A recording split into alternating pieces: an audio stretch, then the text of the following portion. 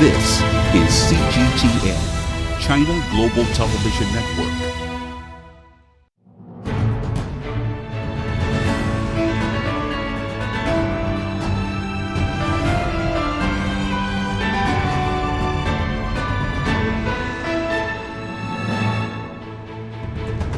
Hello everyone and welcome to our special coverage of the press conference ahead of the 20th National Congress of the Communist Party of China.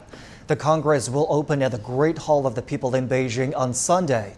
Due to COVID restrictions, reporters are gathering at the Hotel Nico New Century Beijing, one of the media service sites for the meeting. We will go live to the scenes in just a few minutes. Here in the studio, I have Professor Wang Xingsong from Beijing Normal University and Mr. Li Yong, Senior Fellow of the China Association of International Trade. All right, let's head over now to reporters Dai Kai at the Great Hall of the People and Feng Yilei at the Hotel Nico New Century, where other members of the press are gathered. Kai and Yilei, good afternoon to the both of you. Kai, let me start with you. You're outside the main venue. Now brief us on what will happen from there.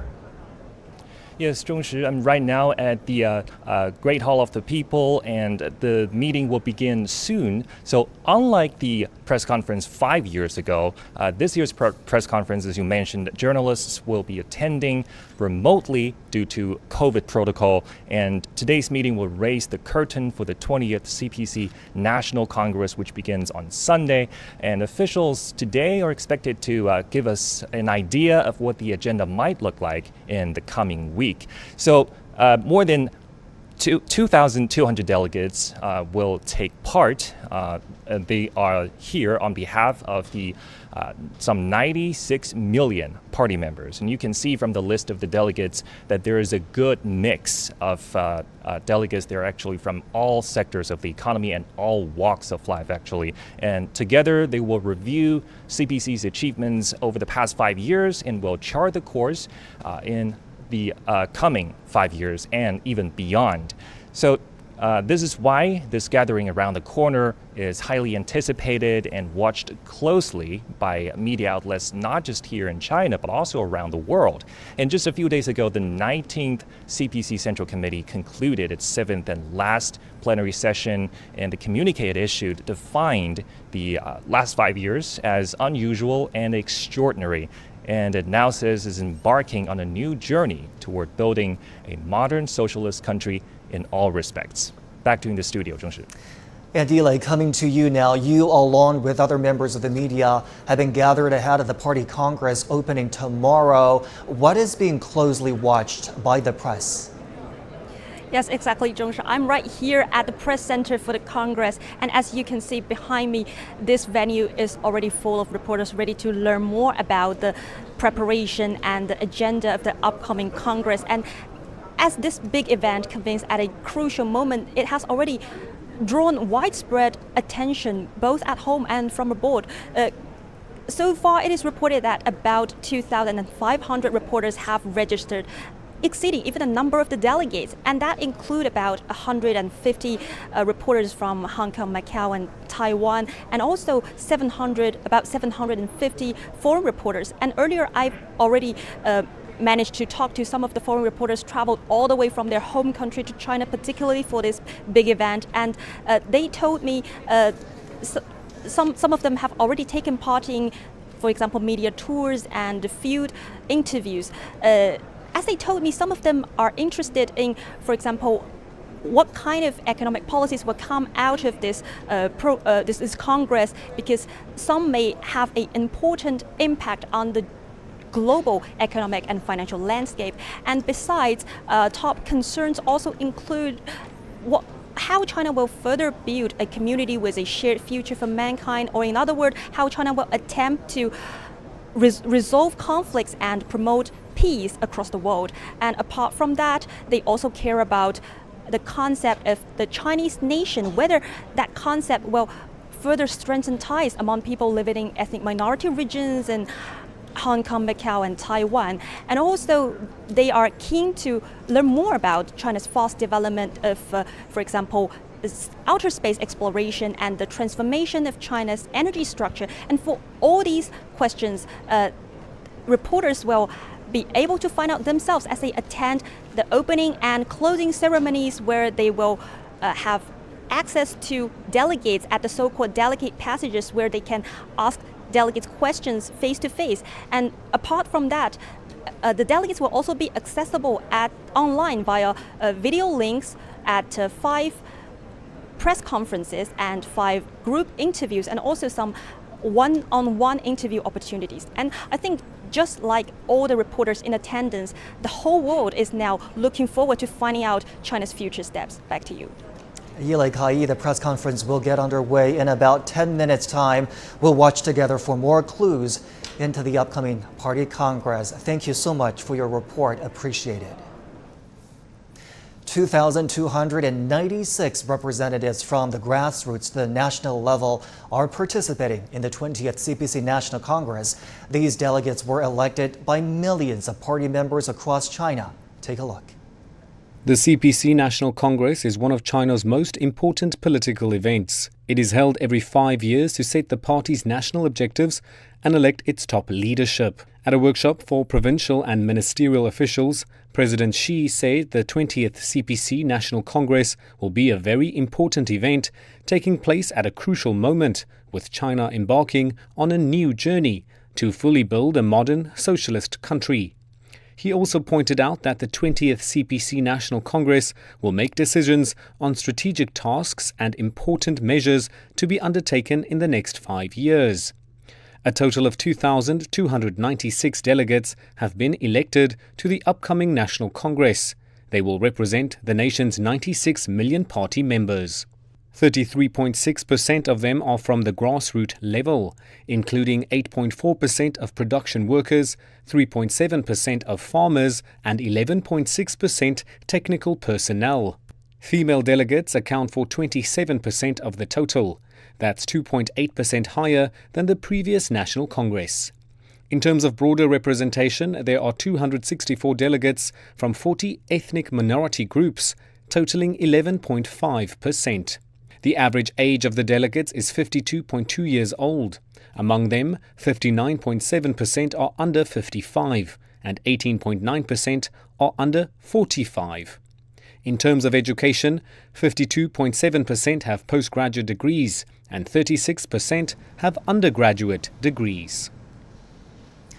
Now, I'm joined in the studio by Wang Xingsong, Associate Professor at the School of Social Development and Public Policy at Beijing Normal University, and Li Yong, Senior Fellow of China Association of International Trade. Gentlemen, fantastic to have both of you joining me on our special coverage today. I think it's incredibly important for our viewers to be caught up with why this Party Congress in particular is so important. We know they're held every 5 years. Professor Wang, let me start with you. What is your take on the special significance of the CPC's 20th National Congress? Well, let me start with the timing of this Party Congress. And everyone now knows that in 2021, China has achieved the first centenary goal, which was to make China a moderately well-off society.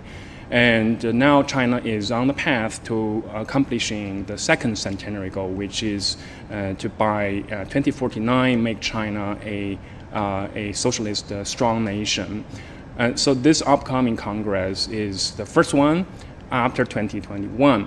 So everybody is expecting how this Congress is going to inaugurate a blueprint for how China is going to take on the path to achieve this second centenary goal. And secondly, I think China at this right moment is experiencing a series of challenges, both domestic and international ones.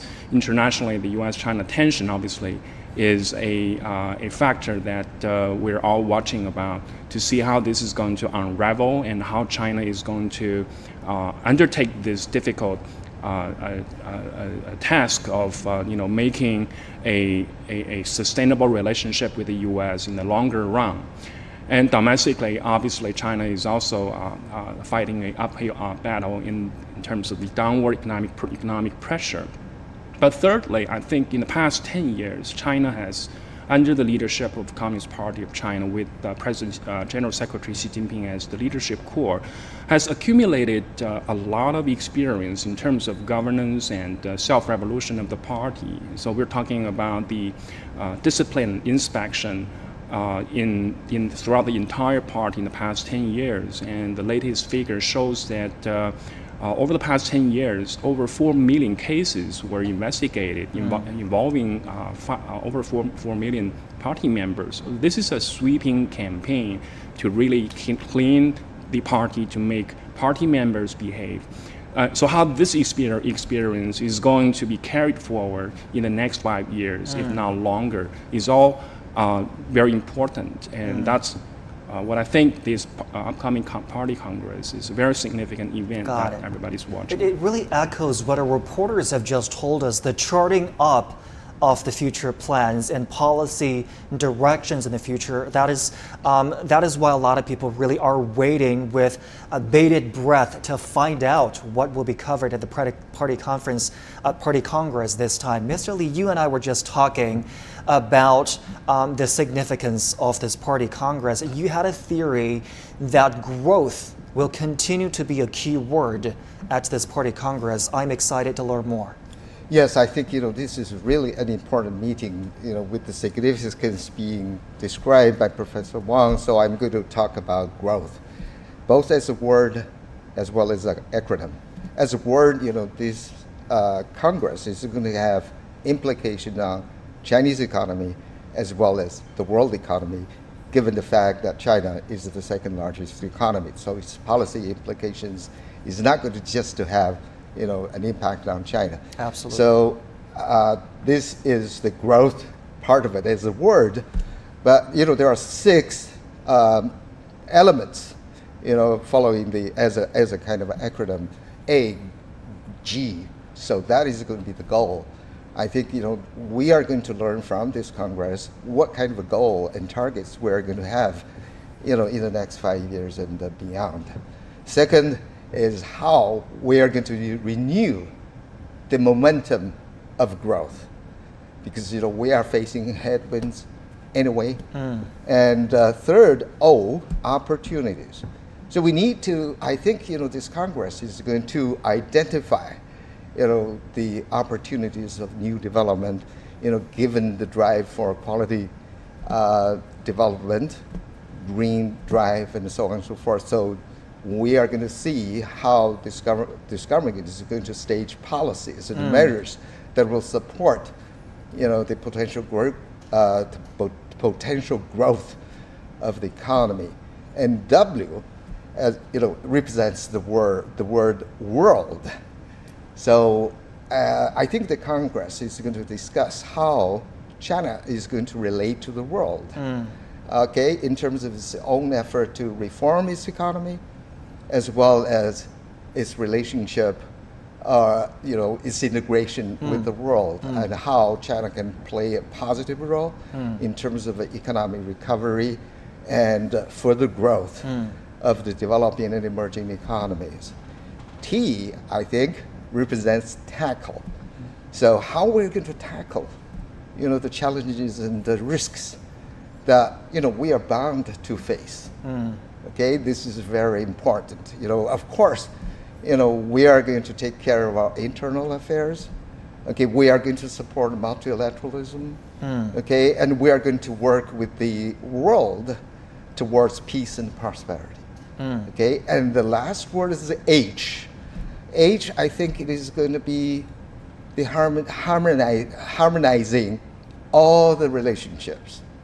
Meaning that, not just the policies, solutions, or development plans, almost everything, we need to, we expect to see, this harmonious relationship being depicted, detailed, during this conference. And of course, eventually all those 6 areas of my personal interest will be probably reflected in the final report that we are going to see.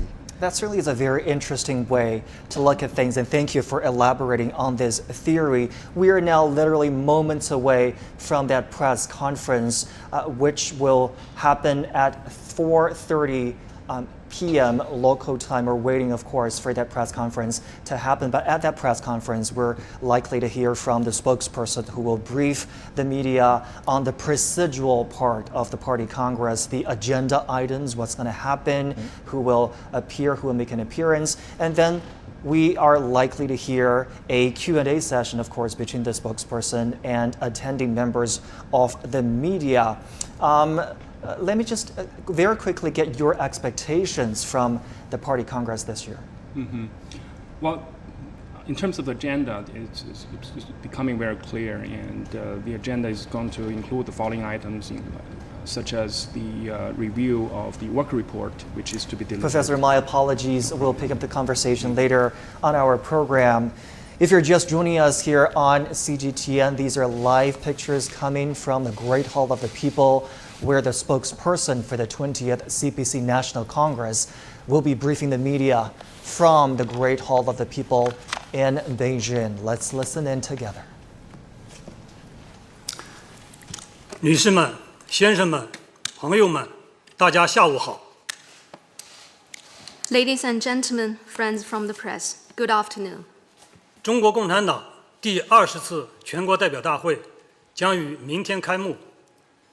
今天，20大新闻发言人孙业礼先生在这里举行新闻发布会，向各位介绍20大准备工作情况和大会议程。 The 20th National Congress of the Communist Party of China will open tomorrow. Today we have invited Mr. Sun Yeli, spokesperson for the 20th National Congress of the CPC, to give you a briefing about the preparations for and agenda of the Congress. 现在，请孙业礼先生介绍有关情况。 Mr. Sun Yeli, the floor is now yours. 女士们、先生们、 Ladies and gentlemen, 同志们、 friends 朋友们 and，comrades, 大家下午好。 good afternoon. 中国共产党第 The 20th National Congress of the Communist Party of China, CPC, will open at the Great Hall of the People in Beijing at 10 o'clock tomorrow morning. 会期 The Congress will 10 last 月16 from October 16th 10 to 月22日 October 22nd. 我作为 I 大 am 会 the 新闻发言 spokesman 人 for the Congress, 对前来 and I would like to 采 extend 访 a 报道 warm 这次大会 welcome to all the Chinese and foreign reporters here to 表示 cover the 热忱欢 Congress. 迎。受大会的 Entrusted by the 委托 Congress, I will 我 now 向各 give 位 you 记 a 者 brief 朋友 on it. 介绍党的20大有关情况。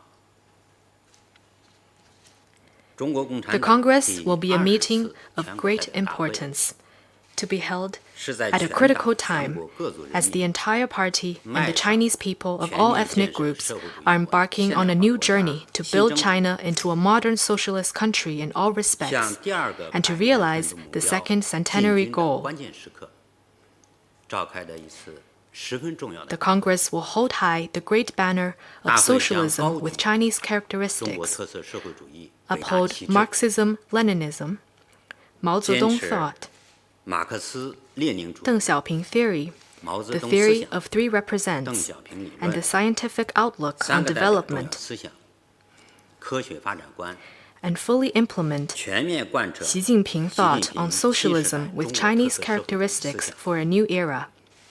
认真总结 It will 过去 comprehensively 5年的 review 工作， the work over the past 5 全 years 面总结 and the great 70代 achievements 以来 made and valuable 以习近 experience 平主席 accumulated 核心的党 over the 中央 period since the start 团 of 结 the 带 new 领 era, 全 as 党 the party 全 central 国各族 committee 人 with 民 Comrade Xi Jinping at 坚 its 持 core 和发展中国 united 特 and 色 led 社会主 the 义 entire party and the whole nation 取得的 in 政 upholding 法 and 成就 developing socialism 和 with 宝贵经 Chinese 验 characteristics. 深入分析 It will thoroughly 国际国 analyze 内 the 形势， situation both at home and 全面 abroad 把握 and fully 新 grasp 时 the 代 new requirements 新征 for the 程 development of the 党 cause 和 of the 国家事 party 业 and the 发展 country 新要求， and new expectations of the 人民 people 群众新 on 期 the 待， new journey in the new era. 制定行动 On 纲 this 领 basis, 和 it will 大 formulate 政方针， programs of action and major policies 从战略 and make 全局 plans 上 and arrangements for the 对 party 党 and the 和国家 country's 事业 cause from an 做出 overall 规划 strategic 和部 perspective. 署。今天下午 The preparatory meeting 召 of the 开了党 Congress 的 was held 20 this 大预备 afternoon, 会议， during which 确 the 定了大 agenda 会 of 的 the 议程。 Congress was adopted. The main items on the agenda of the Congress are as follows: to hear and examine the report of the 19th Party Central Committee, to examine the work report of the 19th Central Commission for Discipline Inspection, to deliberate on and adopt the revised Constitution of the Communist Party of China, and to elect the 20th Party Central Committee and the 20th Central Commission for Discipline Inspection.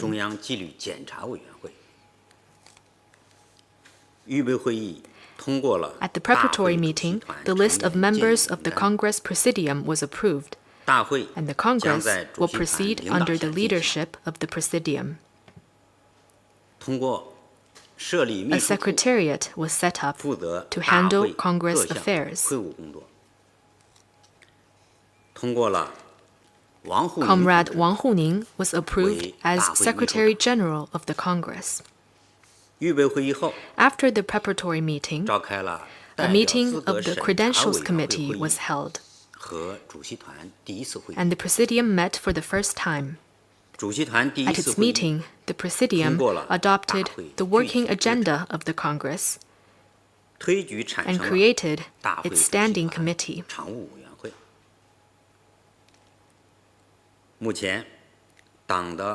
The preparations for the Congress have been completed.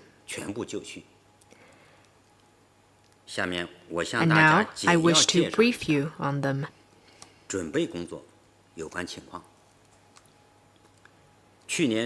Preparations for the Congress started under the leadership of the Party Central Committee after the resolution on convening the 20th National Congress of the CPC was adopted by the 19th Party Central Committee at its 6th plenary session in November last year. The preparations focused on the following 4 areas. First, drafting the political report to the 20th National Party Congress. Drafting the report is an important part of the preparations for the Congress. The Party Central Committee attached great importance to the work and set up a group for this purpose.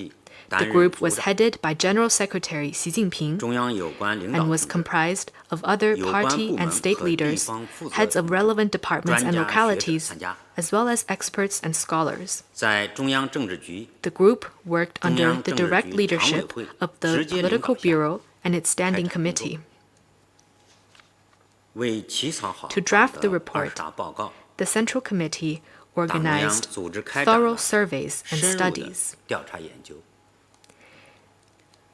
It entrusted 54 organs of the Central Committee and the government with the task of conducting surveys and research on 26 key topics, and 80 reports were submitted. Relevant central departments also solicited opinions online regarding work on the Congress, receiving more than 8.542 million comments. All this laid a solid foundation for drafting the report to the Congress. On July 26, at a seminar for officials at the provincial and ministerial level, General Secretary Xi Jinping delivered an important speech in which he elaborated on major issues to be covered by the report to the Congress.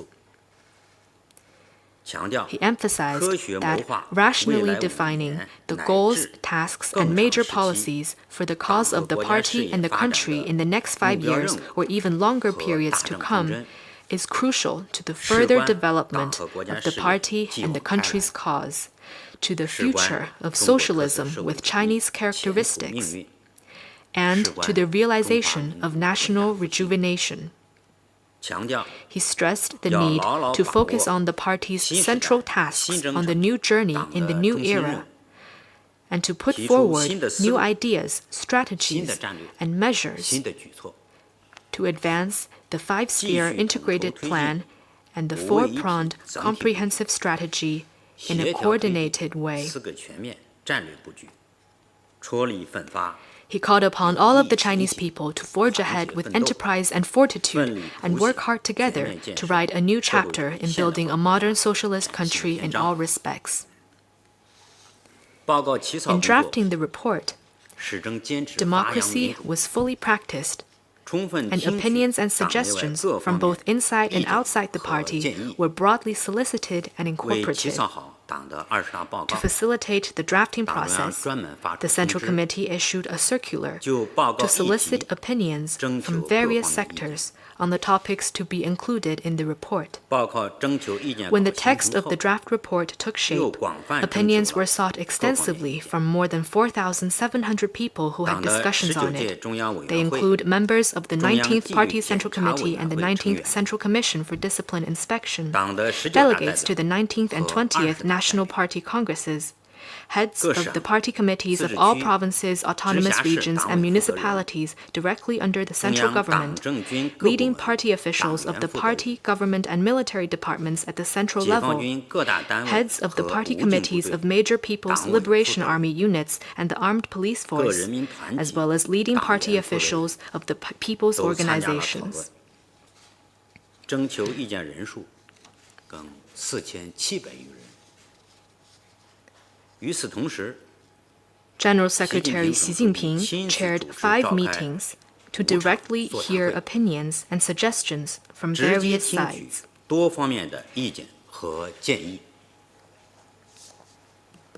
The drafting group also heard opinions of some retired senior party officials. On August 31st, General Secretary Xi Jinping presided over a meeting to solicit opinions from leaders of other political parties and the All China Federation of Industry and Commerce and prominent figures without party affiliation.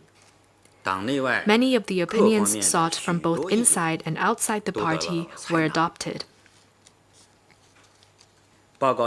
During the drafting process, the Political Bureau and its Standing Committee both held multiple meetings to deliberate on the draft. On October 12th, the 19th Party Central Committee discussed and approved the text of the report at its 7th plenary session and decided to formally submit it to the 20th National Congress for examination. Second, making revisions to the party constitution. Another important task of the 20th National Party Congress is to revise the party constitution. It has been a common practice for our party to make revisions to its constitution at its National Congress in recognition of the party's latest innovations in theory and the evolution of practice. The current party constitution was revised and adopted at the party's 12th National Congress in 1982. Starting with the party's 13th National Congress, appropriate revisions have been made to the party constitution at successive National Party Congresses. Practice shows that making revisions to the party constitution in response to new developments and tasks helps all party members more earnestly study, observe, apply, and uphold the party constitution, and enables the party constitution to play a better role in guiding and regulating the party's work and party-building efforts. When the Party Central Committee solicited opinions in January this year about the topics to be included in the report to the 20th National Party Congress, many localities and departments proposed that appropriate revisions be made to the party constitution at the Congress in recognition of the party's latest innovations in theory and the evolution of practice, and in response to the evolving situation and tasks. The Central Committee issued a circular in May this year to solicit opinions on revising the party constitution from all localities and departments.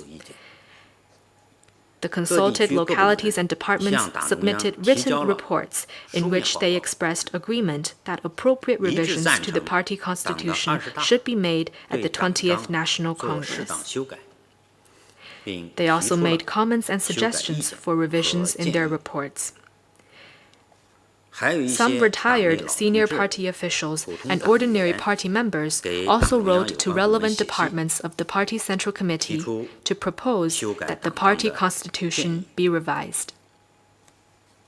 After taking into account the opinions from all sides, the Political Bureau of the Party Central Committee met to discuss the matter and decided that appropriate revisions should be made to the party constitution, and a party constitution revision panel should be set up to carry out this work. It was stressed that in revising the party constitution, the major theoretical viewpoints and major strategic thinking set down in the report to the 20th National Party Congress should be incorporated into the party constitution. It was also stressed that the revised party constitution should fully embody the latest achievements in adapting Marxism to the Chinese context and the needs of our times. The new ideas, new thinking, and new strategies on governance the Party Central Committee has developed since the 19th National Party Congress, and the new experience the party has gained in its work and party building, in order to meet the new demands placed on the party's work and party building by new developments and tasks.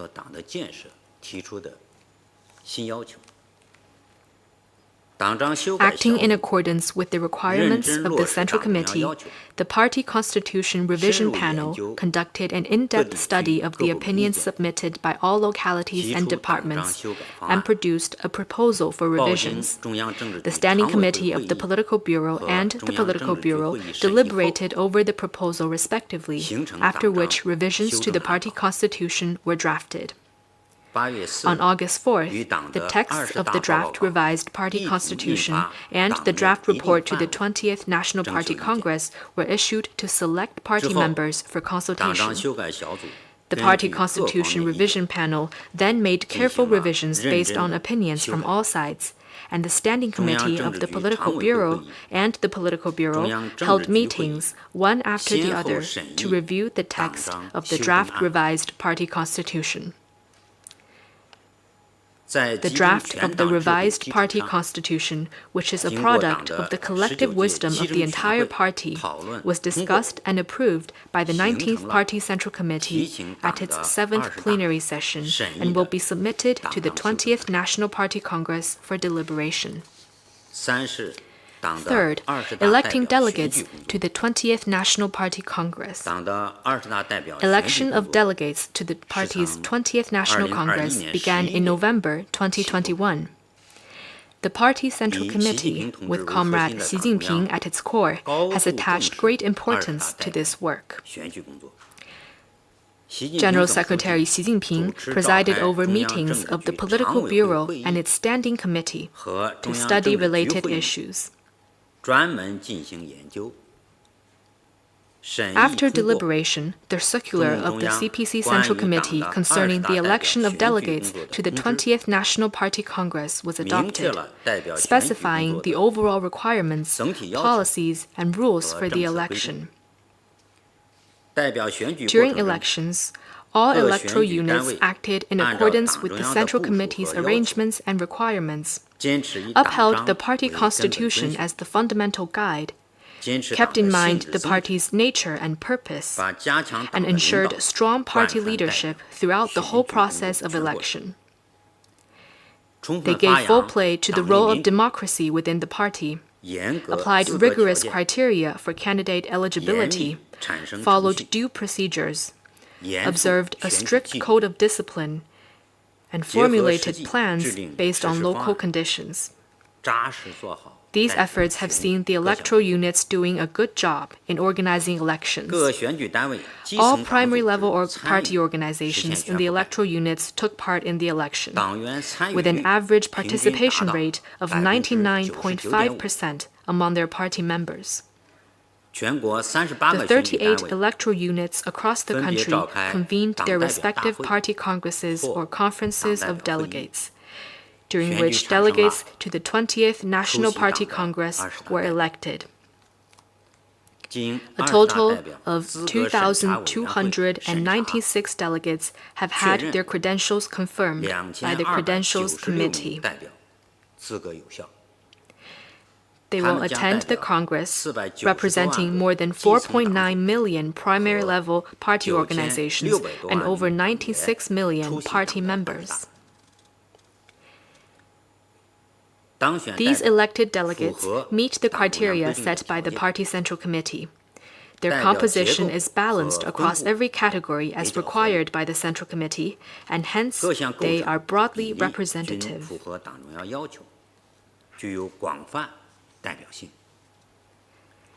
They are from different sectors including economy, science and technology, national defense, politics and law, education, public communication, culture, public health, sports, and social management.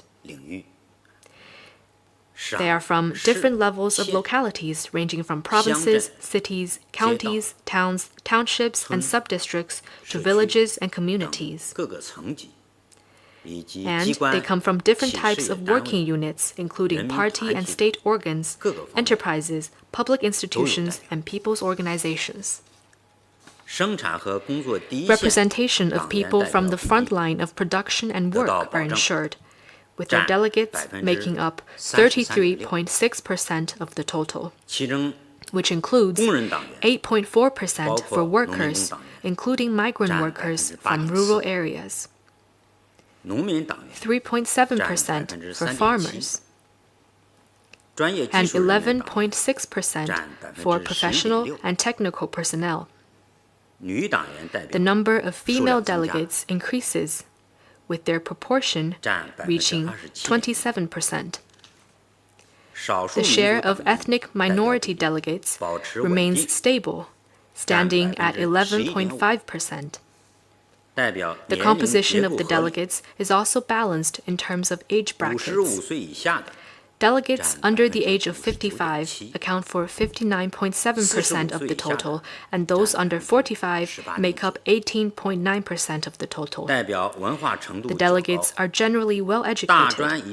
Those who have received junior college education or higher take up 95.4%, among whom 36% have a bachelor's degree, and 52.7% have a master's or doctor's degree.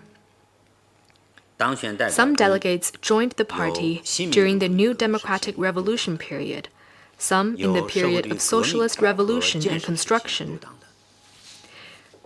some in the new period of reform, opening up, and socialist modernization, and others after the party's 18th National Congress. Those who joined the party after the launch of reform and opening up account for 96.9% of the total. As an established practice, the Party Central Committee has decided that some veteran party members who have left leading positions will attend the Congress as special delegates. Fourth, making preparations for electing a new Central Committee and a new Central Commission for Discipline Inspection. As required by the party constitution, a new Central Committee and a new Central Commission for Discipline Inspection will be elected at this Congress. To facilitate these elections, the Party Central Committee set up a special working group with General Secretary Xi Jinping as head of its leading team. Under the leadership of the Standing Committee of the Party Central Committee Political Bureau, the group had charge of the recommendation, evaluation, and nomination of candidates for the new Central Committee and the new Central Commission for Discipline Inspection. On the basis of the work of the group, the Standing Committee of the Political Bureau and the Political Bureau convened meetings respectively for discussion and prepared a proposed list of preliminary candidates for the new Central Committee and the new Central Commission for Discipline Inspection, which will be submitted to the Presidium of the 20th National Party Congress for deliberation. Upon conclusion of the Congress, the 20th Party Central Committee will hold its first plenary session, and the 20th Central Commission for Discipline Inspection will hold its first full assembly to elect their respective new leading bodies.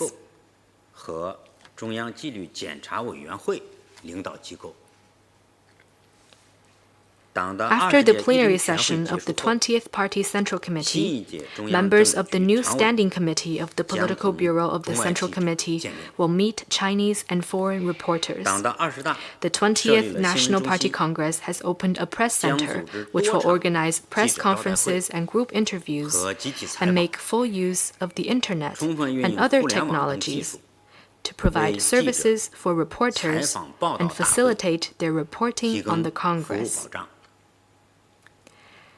Now, I will be happy to take questions from you regarding the 20th National Party Congress. Thank you. 现在开始提问。提问时，请先通报本人所在的新闻机构。 The floor is now open for questions. Please identify your media affiliation before asking the question. 请东区前排左起第2位记者提问。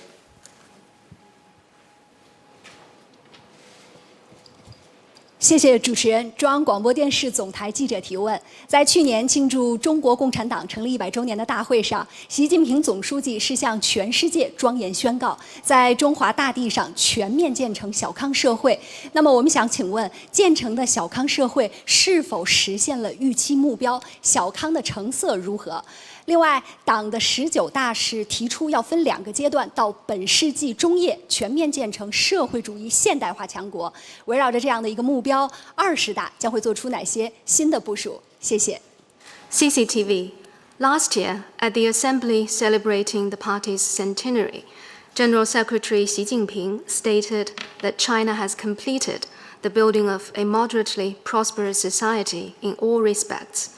Has this society met the objectives set for it? What about its quality? The 19th Party Congress set out the 2 stages toward a modern socialist country. What steps will be decided on at the 20th National Congress toward this goal? 建设一个小康社会是我们党在改革开放之初就提出来的 战略目标，最初的设想，小康也就是不穷不富，日子好过一点，人均国民生产总值达到800至1000美元，也就算小康了。 To build a moderately prosperous society was a strategic goal that the party set at the beginning of reform and opening up. Initially, it meant a more comfortable living for our people, neither rich nor poor, with a per capita GNP ranging from $800 to $1,000. 随着改革开放的推进，我国的发展不断加快，小康的内涵也越来越丰富。我们党对实现小康社会的目标，不断提出新的要求。 党的18大明确提出，到建党100年时，全面建成小康社会，并对我们要建成的小康社会做出了新的描绘，提出了新的要求。 With reform and opening up, and as China grows, the concept has been further enriched, and the party has raised new requirements about it. The 18th Party Congress made it clear that a moderately prosperous society should be accomplished at the party's centenary, and further outlined how it should look like. 经过一代又一代人的接续努力，特别是党的18大以来，以习近平同志为核心的党中央带领全党全国各族人民攻坚克难， 决战决胜，我们终于实现了这一夙愿。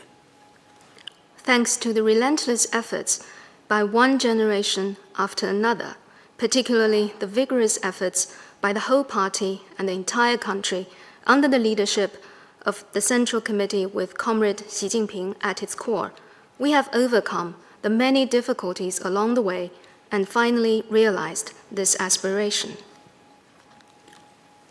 现在看，我们已经建成的小康社会，远远超出了改革开放之初的预想，达到了18大提出的目标要求。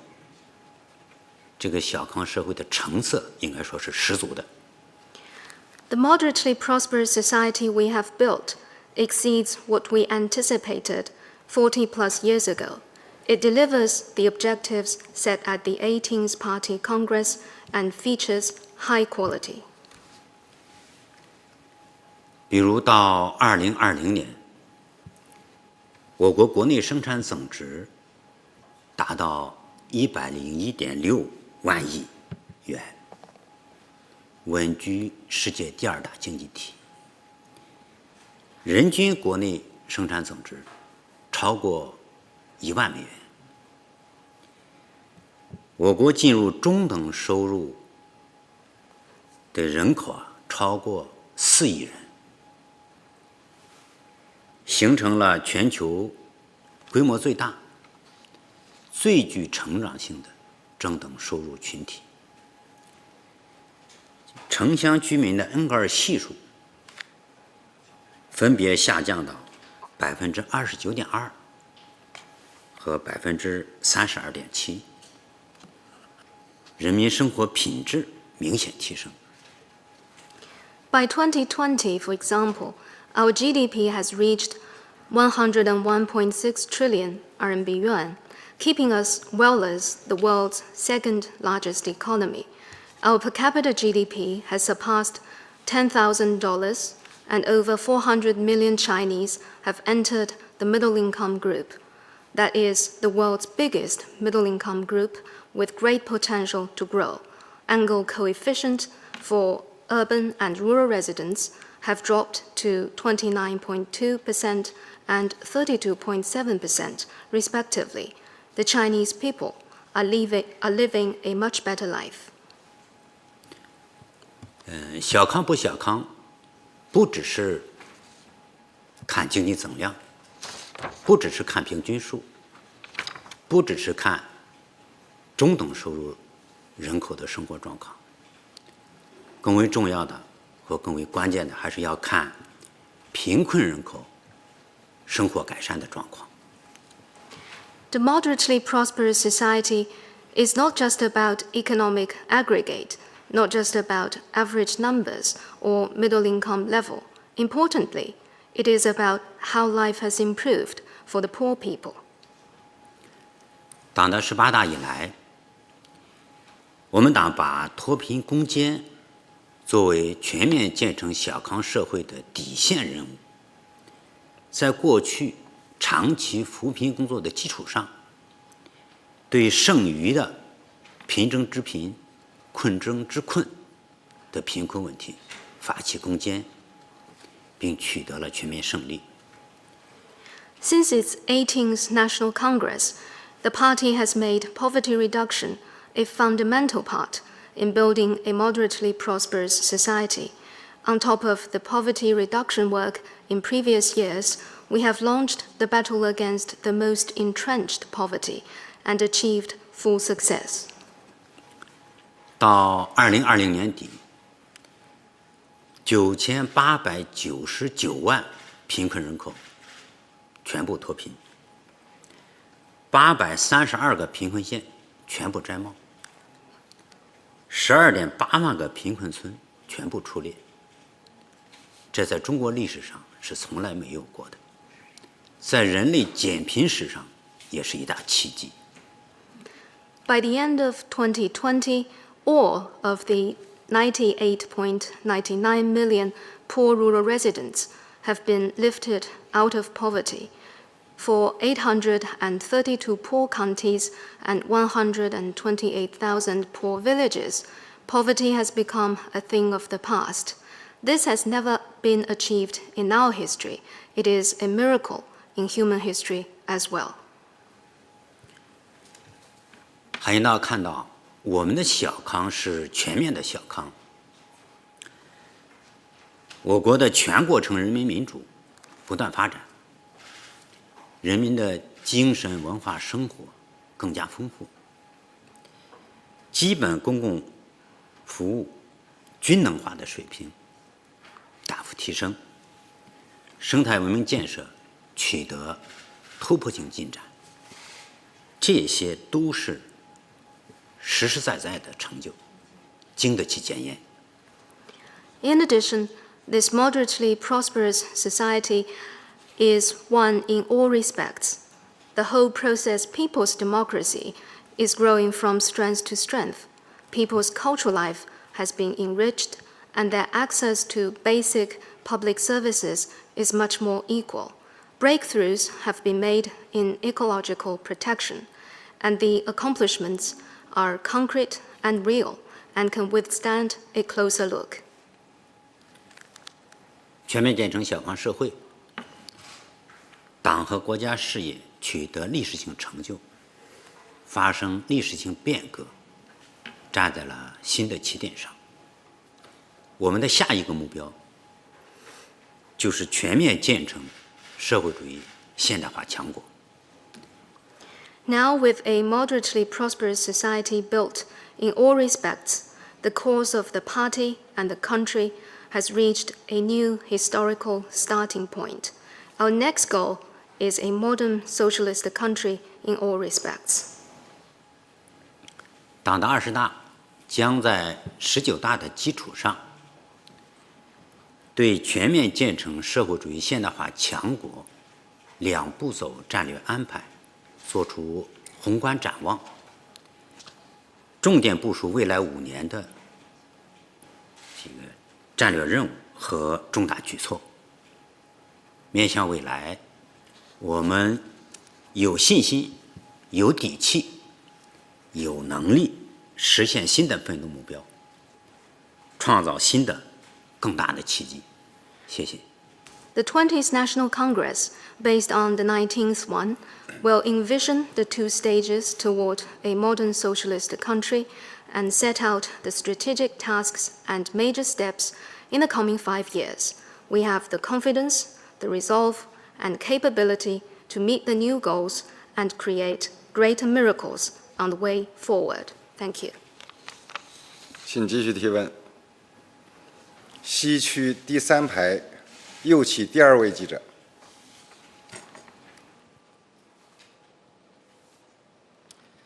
Thank you. A question from Bloomberg again on the economy. The rate of economic growth in China has slowed steadily throughout the last decade. Will China target a return to high growth rates in the next 5 years? And if so, how? Or has the era of rapid economic growth in China come to an end? Thank you. 彭博新闻社，过去10年，中国经济增长速度逐渐放缓。今后5年，中国还会把回到高速增长作为目标吗？如果是，如何实现？中国经济的快速增长已经结束了吗？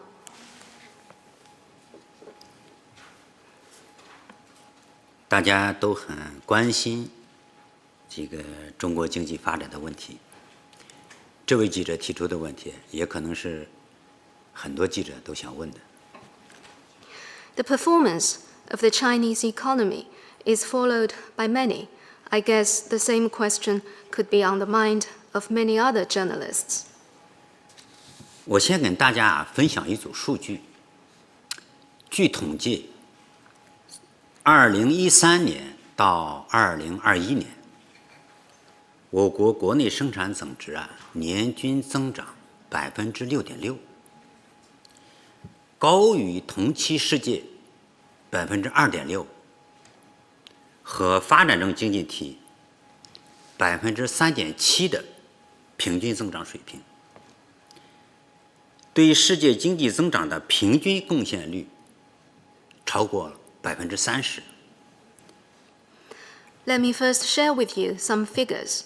From 2013 to 2021, China's GDP had grown by 6.6% annually, higher than the global average of 2.6% and the 3.7% growth rate of other developing economies during the same period. We contributed on average over 30% to global growth.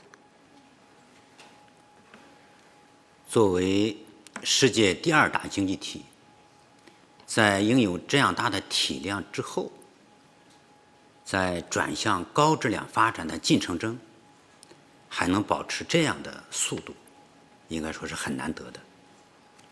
Given the size of the Chinese economy being the world's second largest, it is no easy task to maintain such a speed of growth as it shifts to high-quality development. 增长速度是衡量经济发展的重要指标，但不是唯一指标。党的18大以后，党中央作出我国经济发展进入新常态的重大判断，明确提出我国经济已经由高速增长阶段转向高质量发展阶段。我们不简单以生产总值增长率论英性，而是着眼从根本上解决经济发展的长远问题。The speed of growth is indeed an important yardstick of economic performance, but not the only one. Following the 18th Party Congress, the Central Committee made the judgment that the Chinese economy has entered a new normal, moving from high-speed growth to high-quality development. Growth rate is no longer the only thing that matters. Instead, we focus more on fundamentally resolving the longer-term issues in the economy. 这10年，我国经济发展的平衡性、协调性、可持续性明显增强，国家经济实力、科技实力、综合国力要上了一个新的大的台阶，经济发展迈向更高质量、更有效率、更加公平、更可持续、更为安全的发展之路。The past decade has seen China's economic development getting more balanced, coordinated, and sustainable. The country has scaled new heights in terms of economic, scientific, and comprehensive national strength. The economy is moving toward higher quality and efficiency, more equality, and greater sustainability and security. 同时应该看到受新冠肺炎疫情和国际环境等因素的影响，中国经济面临较大的下行压力。那么面对这种情况，我们采取一系列有力有效的措施，稳住了经济大盘，巩固了企稳向好的趋势。相比而言，中国经济发展在主要经济体中仍处于较好的水平。中国的经济仍是世界经济增长重要的稳定器和动力源。Needless to say, the COVID pandemic and the international environment have caused downward pressure to our economy. With effective and robust response measures, we have stabilized overall economic performance and kept it on a positive trajectory. On the whole, the Chinese economy is doing well among the major economies, making us still an important anchor of stability and driving force for global growth. 综合判断，中国发展仍具有诸多有利条件。中国经济韧性强，潜力大，活力足，长期向好的基本面没有改变。All things considered, China's development still has many favorable conditions. The economy has strong resilience, big potential, and good momentum. The fundamentals for its long-term positive growth remain unchanged. 那么下一阶段，我们将按照党的20大确定的行政纲领和大政方针，完整、准确、全面贯彻新发展理念，加快构建新发展格局，着力推动高质量发展，更好地统筹发展与安全。我们将继续深化供给侧结构性改革，着力扩大有效需求，切实保障粮食能源安全和产业链供应链稳定，持续加大稳就业政策实施的力度，扎实做好民生保障工作，保持经济运行在合理区间。谢谢。Going forward, we will act on the action plans and policies set forth at the 20th National Congress, fully, faithfully, and comprehensively practice the new development philosophy, build up the new development paradigm, promote high-quality development, and better coordinate development and security. We will continue to deepen supply-side structural reform, boost effective demand, ensure food and energy security and the stability of industrial and supply chains. We will step up to keep employment stable, secure people's livelihoods, and keep our economy within an appropriate range. Thank you. 请中区第4排左起第1位记者提问。谢谢。人民日报社记者提问：全面深化改革是新时代的鲜明特征。18届3中全会对全面深化改革做出了总部署、总动员。请问目前各项改革任务进展如何？还有哪些难啃的硬骨头？下一步全面深化改革还需要在哪些方面发力？谢谢。People's Daily, deepening reform on all fronts has been a hallmark of the new era. The third plenary of the 18th Central Committee has made the overall plan on deepening reform. How well has this been delivered? Any tough challenges remained? What areas require stronger reform efforts? 的确，全面深化改革是新时代的鲜明特征。我们都记得，党的18大后不久，总书记首次离京外出，就选择赴广东考察，鲜明宣示改革不停顿，开放不止步。Indeed, deepening reform on all fronts has been a defining feature of the new era. General Secretary Xi Jinping, in his first trip outside Beijing after the 18th Party Congress, went to Guangdong Province to inspect the reform progress there. He made clear that China will not stop its pace in reform and opening up. 2013年，我们党召开具有划时代意义的18届3中全会，对经济、政治、文化、社会、生态文明体制改革、国防和军队改革、党的建设制度改革等作出全面部署，实现了改革由局部探索、破冰突围到系统集成、全面深化的转变。In 2013, the party convened the epoch-making third plenary of the 18th Central Committee.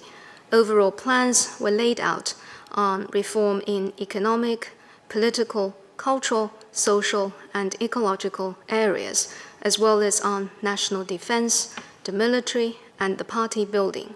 The reform has since moved from trials and breakthroughs in limited areas toward an integrated endeavor promoted across the board.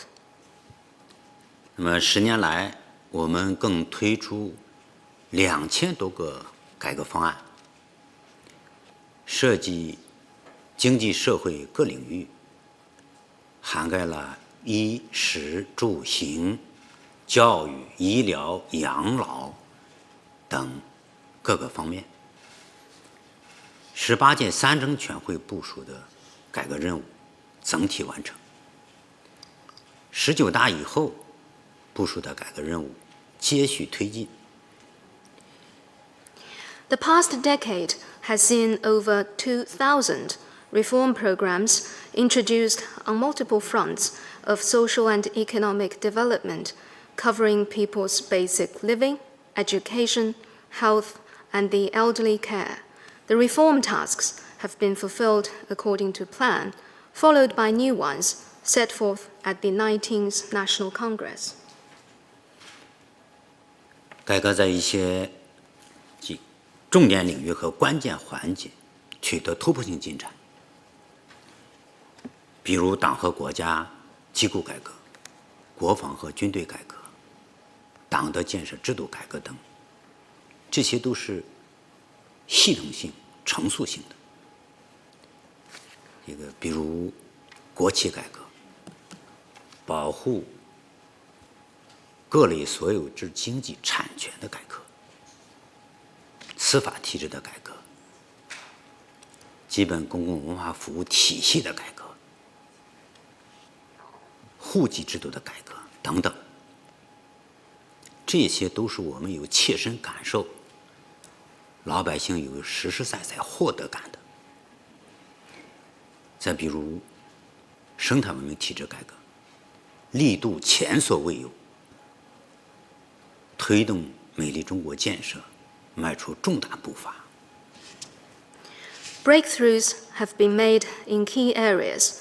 Systemic and transformational reform has been made as to the party and state institutions, national defense, the armed forces, and the party building. Reforms of state-owned enterprises, reform to protect all types of economic ownerships, judicial reform, public cultural service reform, and household registration reform have all delivered tangible outcomes. We launched unprecedented reform in the system for developing an ecological civilization, enabling major steps forward in building a beautiful China. 经过新时代的改革，各领域基础性制度框架基本确立，中国特色社会主义制度更加成熟，更加定型，国家治理体系和治理能力现代化水平不断提高，党和国家事业焕发出新的生机活力。Through the reform efforts in the new era, basic institutional frameworks have been set up in all areas. The socialist system with Chinese characteristics is more mature and further developed. The country's governance system and capability is further modernized. The cause of the party and the country has taken on new vigor and vitality. 改革只有进行时，没有完成时。我们也深刻认识到，改革还有不少难啃的硬骨头，特别是在推动科技高水平自立自强、建设高标准市场体系、保障粮食、能源、资源安全、防范化解风险、促进经济社会发展绿色转型等等方面，还有很多深层次的矛盾和问题。Reform is an ongoing process. We are soberly aware of the many remaining tough issues. We need to enhance self-reliance on high technologies, build a market system of high standard, ensure food, energy, and resource security, diffuse risks, and to move toward greener development of the economy and society. 我们将坚持改革的正确方向，保持改革的定力，以更大的政治勇气和智慧，不断把改革推向前进。谢谢。We will keep to the course, stay resolute, and advance reform with greater political courage and wisdom. Thank you. 下一个问题，请西区前排从右起第3位记者提问。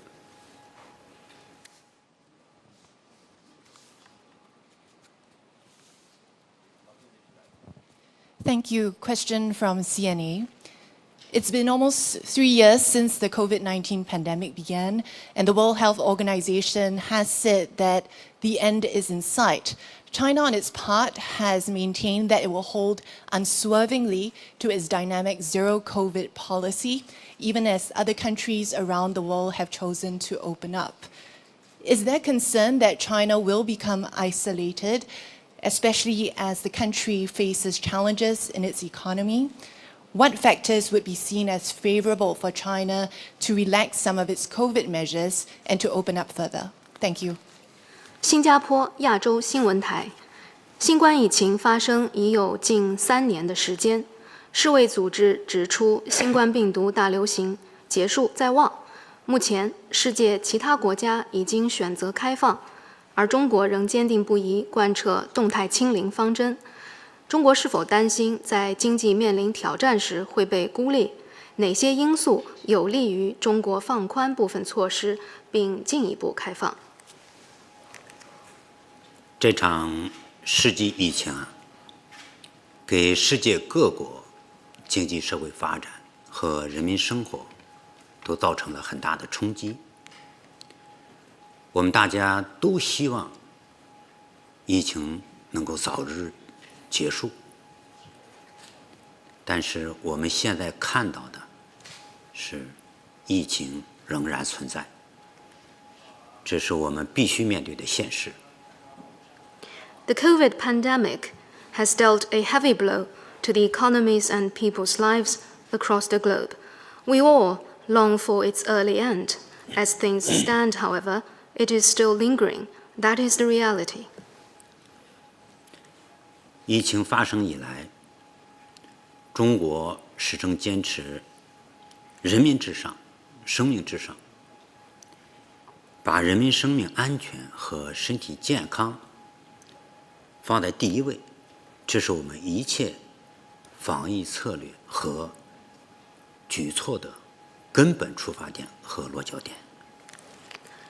Since the onset of the pandemic, China has put people and people's lives front and center. We gave top priority to people's health and safety. This is the part and parcel of our COVID response efforts.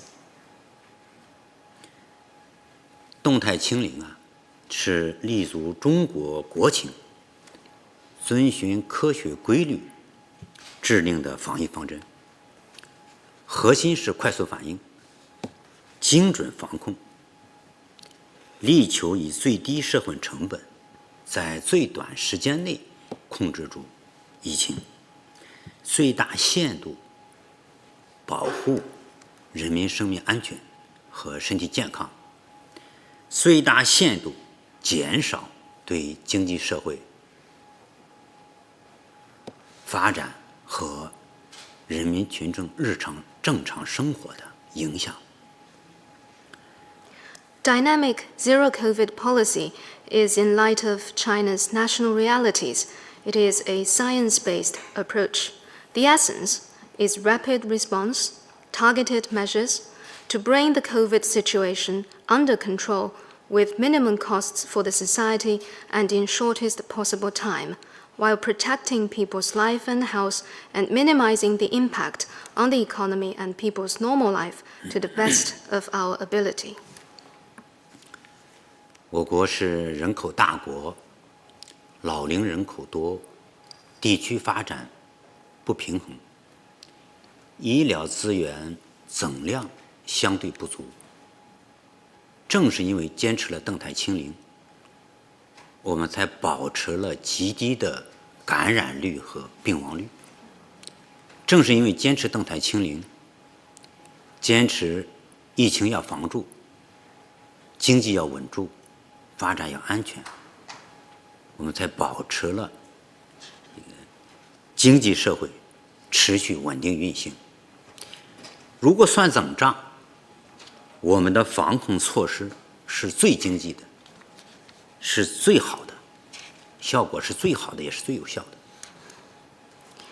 China has a big population, including a huge elderly population. Development is uneven among regions, and medical resources are insufficient on the whole. The dynamic zero-COVID policy has enabled us to keep infection and case fatality rates at a very low level. Keeping to this approach, and with robust efforts to curb the virus, stabilize the economy and secure development, we have realized sustained and stable economic development. All things considered, China's COVID response measures are most cost-effective and have worked best for our country. 按照动态清零的总方针，我们不断完善疫情防控的具体的举措。那么，随着疫情形势的变化和对病毒认识的深化，我们已经先后公布了9版疫情防控的方案。那么，我们防控的策略和措施会越来越科学，越来越精准，越来越有效。我们统筹疫情防控和经济社会发展的水平会越来越高。Under the dynamic zero-COVID policy, we have been constantly improving our response measures. As the COVID situation evolves and as we get to know more about this virus, we have published 9 editions of containment plans. Our COVID response measures will be more scientific, with greater precision, and more effective, with still better coordination between pandemic response and socio-economic development. 我们坚信，曙光就在前头，坚持就是胜利。谢谢。Looking ahead, we can see light and hope. With perseverance, we will triumph over the pandemic. Thank you. 下一个问题，东区第4排左起第1位记者。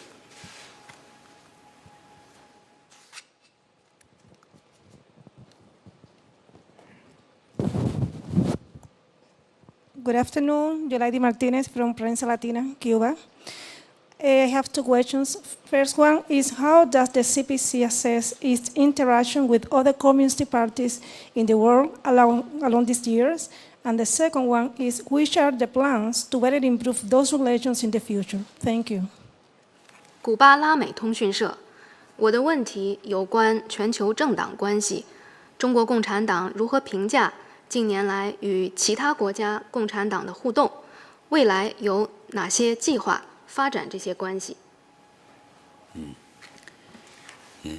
朋友是越多越好。长期以来，中国共产党在独立自主、完全平等、互相尊重、互不干涉内部事务原则基础上，同各国友好政党和政治力量广泛交往，我们的国际朋友圈越来越大。The more friends we have, the better. Over the years, in the spirit of independence, full equality, mutual respect, and non-interference, the CPC has engaged in extensive interactions with friendly political parties and organizations of all countries, gaining more and more friends all over the world. 比如说，近年来我们举办世界政党领导人峰会、高层对话会，有160多个国家、500多位政党和政治组织领导人，以及超过1万名的代表出席会议。那么，截至目前，中国共产党同世界上170多个国家、600多个政党和政治组织保持着不同形式的联系。那么，政党关系的发展带动和促进了国家关系的发展，也增进了人民之间的了解和友谊。For example, In recent years, we held the CPC and World Political Parties Summit and its high-level meeting, participated by over 500 leaders of political parties and organizations, as well as over 10,000 delegates from over 160 countries. By far, the CPC has contact with over 600 political parties and organizations from more than 170 countries. These party-to-party relations have contributed to our relations with the relevant countries and brought our peoples closer to each other. 这位记者朋友来自古巴，我想说的是啊，这个中国共产党始终重视同世界上其他国家的马克思主义政党的交往，通过理论交流和政策对话等，共同探索适合各自国情的社会主义建设的道路，共同探讨和探索马克思主义本土化、时代化的实现路径。You are from Cuba. Well, the CPC has all along attached importance to interactions with Marxist parties in other countries. Through exchanges on theory and policy dialogue, we have explored together socialist development path in light of our respective national conditions and the way to adapt Marxism to national context and the need of our times. 需要强调的是啊，中国共产党对外交往不以意识形态划线，各国各类政党无论其秉持何种意识形态，只要对华友好并愿意与我们党开展往来，中国共产党都愿意和他们交朋友。谢谢。One point I want to stress here is that the CPC does not draw ideological lines in its external relations. Political parties, regardless of their nationality and ideological background, are welcome to make friends with us. Thank you.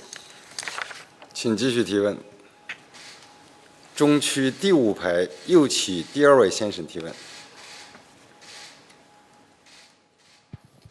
谢谢主持人。发言人您好，我是中国日报记者。党中央提出构建以国内大循环为主体、国内国际双循环相互促进的新发展格局。国内外对此高度重视。国外有一些舆论担心，这会不会变成只关注内部循环，导致中国对外开放的程度越来越小？请问您对此有何评论？在扩大对外开放方面有哪些考虑？谢谢。China Daily. The Central Committee has decided to build a new development paradigm of dual circulations, which has drawn attention from home and abroad. Some in other countries worry if this means exclusive focus on domestic circulation and may scale back China's opening up. What is your view, and what has been done to expand opening up? 首先我想说啊，这种担心是不必要的。Well, first of all, such worry is unnecessary. 构建以国内大循环为主体、国际国内双循环相互促进的新发展格局，那么是根据我国发展的阶段、环境、条件变化，特别是基于我国比较优势的变化，审时度势做出的一项重大决策，将为实现中国经济长远发展，为促进世界经济稳定复苏注入持久动力。The new development paradigm has domestic circulation as the mainstay and domestic and international circulations reinforcing each other. This is a momentous decision based on the changes in China's development stage, environment, and conditions, and in light of changes in our comparative advantage. It will generate lasting momentum for the Chinese economy in the long run and for global economic stability and recovery as well. 那么，构建新发展格局是开放的国际国内双循环，不是封闭的国内单循环。以国内大循环为主体，绝不是关起门来封闭运行，而是通过发挥内需潜力，使国内市场和国际市场更好连通。可以说，实现高水平对外开放，是构建新发展格局的应有之义。This new development paradigm features open circulations rather than a closed domestic circulation. Taking domestic circulation as the mainstay doesn't mean closed-door development. Instead, by unlocking the potential of domestic demand, we could better link up domestic and international markets. And in this context, opening up at higher standards is an inherent part of the new development paradigm. 实际上，这几年我国的对外开放的步伐也在不断加快。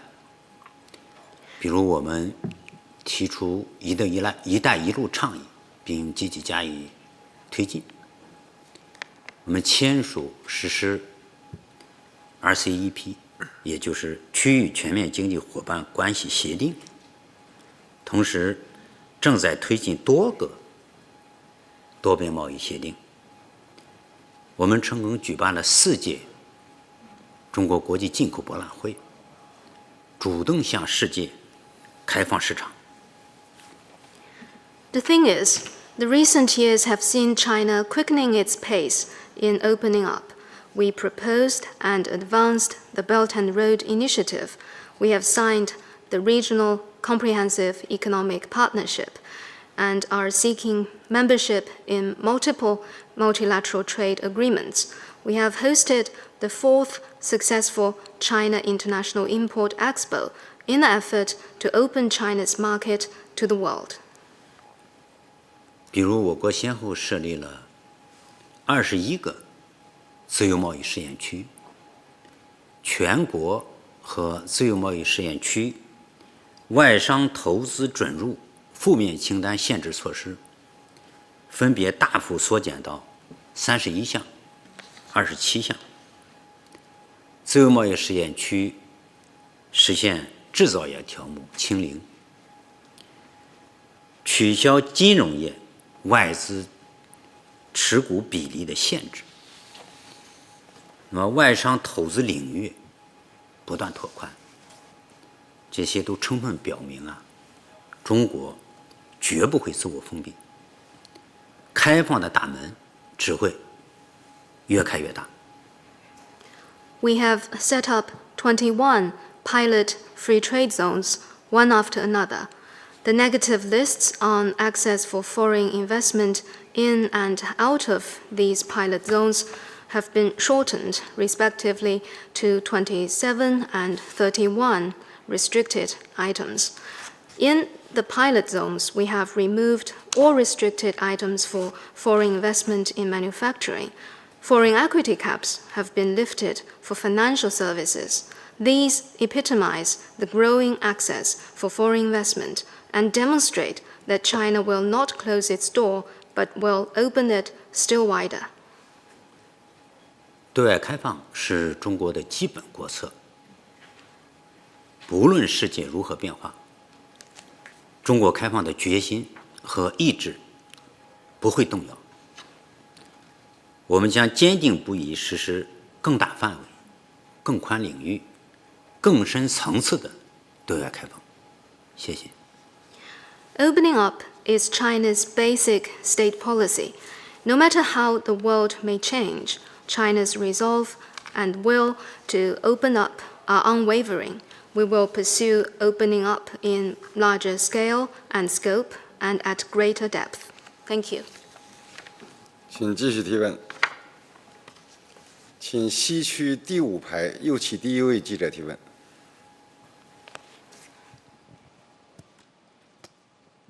谢谢主持人。新华社记者提问：党的18大以来，党中央强力推进反腐败斗争，在党内党外、国内国际受到广泛关注。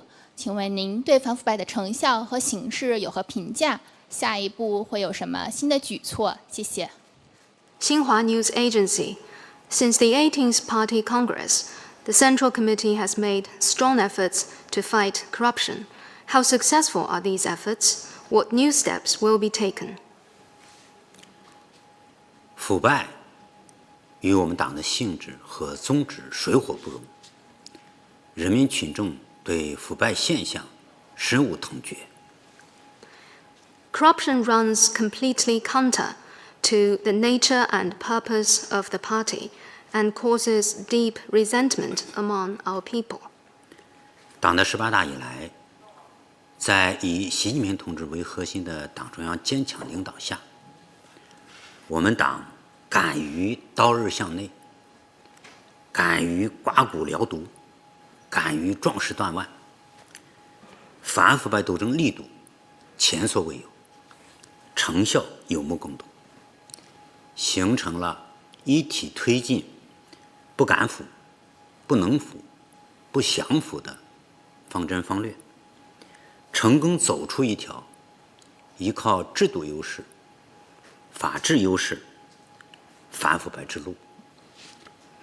Since the 18th Party Congress, under the strong leadership of the Central Committee with Comrade Xi Jinping at its core, the party has taken painful measures for the sake of bigger picture in fighting corruption with an unprecedented intensity. The results have been remarkable. Officials are left with no opportunity and no desire or audacity to engage in corruption. We have blazed a trail of anti-corruption underpinned by laws and institutions. 不敢腐的震慑充分彰显。党中央坚持无禁区、零容忍、全覆盖，坚持重遏制、强高压、长震慑，坚持行贿受贿一起查，坚持有案必查、有腐必惩，始终保持惩治高压。党的18大以来，到今年6月，全国纪检监察机关共立案审查调查451.6万件，处分443.9万人。Deterrence against corruption is fully felt. In combating corruption, there is no exception but full coverage and zero tolerance. Tight restrictions, firm stance, and long-term deterrence are adopted. Those who take bribes and those who offer them are both held accountable. Every case is investigated and perpetrators of corruption are punished. A tough line on corruption has been maintained. From the 18th Party Congress to this June, disciplinary and supervisory agencies across the country have investigated 4.516 million cases and brought to justice 4.439 million offenders. 不能腐的棱子是越扎越紧，越扎越牢。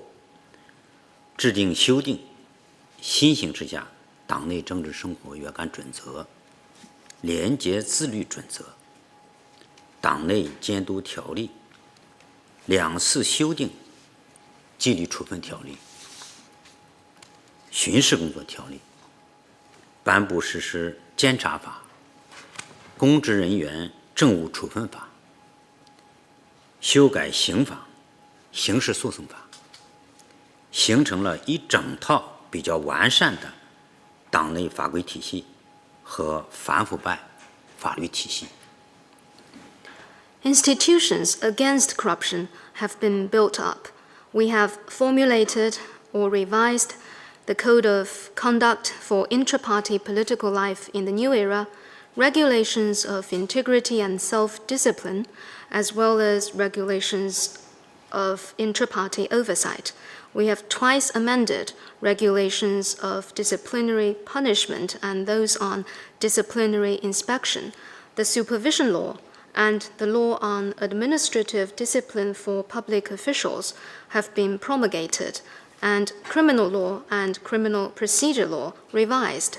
A well-developed set of intra-party regulations and anti-corruption laws are in place.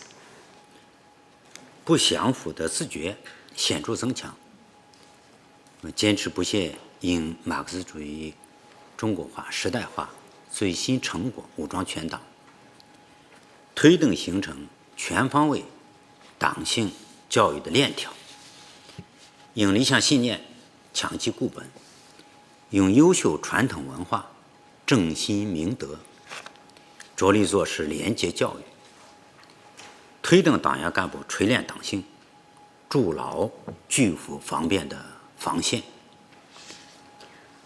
Officials have become more disinclined to engage in corruption. We have equipped the whole party with the latest development in adapting Marxism to the Chinese context and the needs of our times. We have forged a whole process of all-round education on party consciousness, strengthening party members' convictions. We draw on the valued traditions of integrity and honesty to encourage party members to enhance their party spirit and build a strong line of defense against corruption and moral decline. 反腐败斗争关系民心这个最大的政治，是一场输不起，也绝不能输的重大政治斗争。 Combating corruption bears on winning people's support, which is our biggest political imperative. This is a major political battle that the party cannot and must not lose. 反腐败斗争已经取得压倒性胜利并全面巩固，但形势依然严峻复杂。下一步，我们将按照党中央决策部署，保持永远在路上的清醒和坚定，准确把握腐败阶段性特征和变化趋势，聚焦重点领域和关键环节，坚定不移打虎、排赢猎虎，坚决打赢反腐败斗争攻坚战、持久战。谢谢。 An overwhelming victory over corruption has been accomplished, but the situation remains complex and challenging. Going forward, we will follow the decisions of the Central Committee, be soberly aware of this ongoing process, grasp the evolving trends and features of corruption, focus on key areas, and continue to take out tigers, swat flies, and hunt down foxes. With firm resolve, we will win this critical and ongoing battle against corruption. Thank you. 请继续提问。中区前排这位女士提问。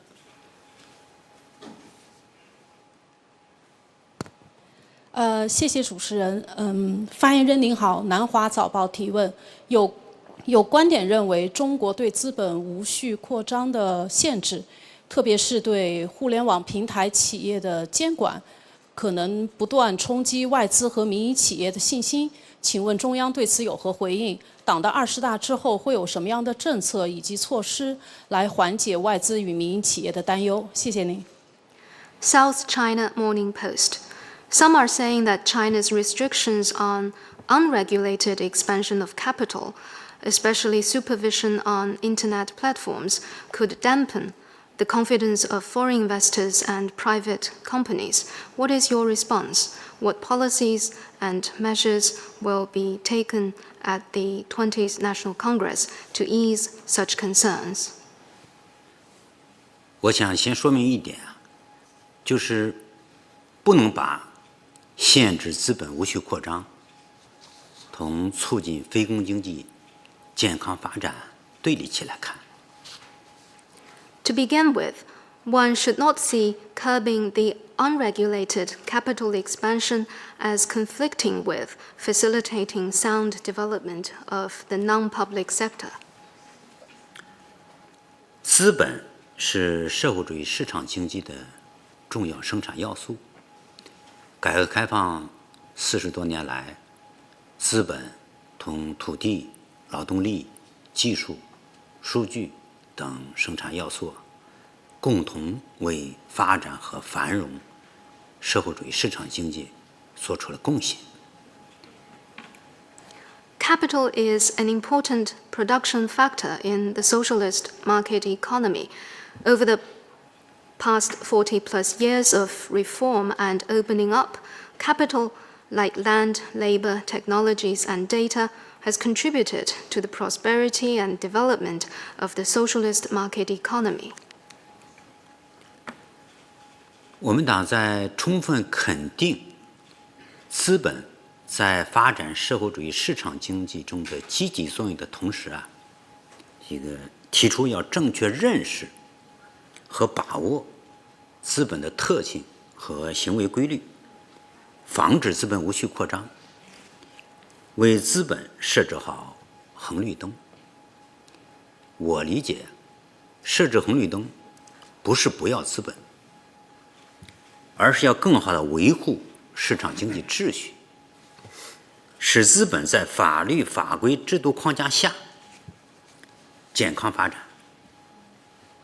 这样做不仅不会影响民营经济的发展，而且有利于民营经济发展。The party fully recognizes the positive role that capital has played, but has stressed the importance of correctly understand and grasp the character and ways of movement of capital and prevent its unregulated expansion. That is why we have adopted a traffic light approach. It doesn't mean capital is to be rejected, but it aims at a sound order of the market economy and healthy development of capital under the legal framework. And this, we believe, will not hinder the growth of private economy, but is actually conducive to its growth. 民营经济始终是坚持和发展中国特色社会主义的重要经济基础。民营经济人士始终是我们党长期执政必须团结和依靠的重要力量。The non-public sector is an important part of the economic basis for upholding and developing socialism with Chinese characteristics. Entrepreneurs are an important force that the party must rally and rely on in its long-term governance. 那么毫不动摇巩固和发展公有制经济，毫不动摇地鼓励、支持、引导非公有制经济发展。这两个毫不动摇已经作为党和国家大政方针写入新时代坚持和发展中国特色社会主义的基本方略。那么这个方针政策现在没有变，将来也不会改变。While unswervingly consolidate and develop the public sector, we also unswervingly encourage, support, and guide the development of the non-public sector. This has become a principal policy of the party and the country. It has been written into the basic strategies in upholding and developing socialism with Chinese characteristics in the new era. This policy has not changed and will not change. 中国是法治国家，无论是国有资本还是民营资本，无论是内资还是外资，都受法律保护。China is a law-based country. State-owned and private capital, domestic and foreign investment are all protected by law. 我们将充分借鉴世界各国的有益做法，统筹好强监管和促发展的关系，不断完善市场化、法治化、国际化营商环境。We will draw on the good practices in other parts of the world, enhance regulation while boosting development, and continue to build a market-oriented and law-based business environment up to international standard. 中国始终都会是投资的热土，请大家放心。谢谢。I assure you that China will continue to be a popular destination for investment. Thank you. 下一个问题，请东区第二排左起第3位记者提问。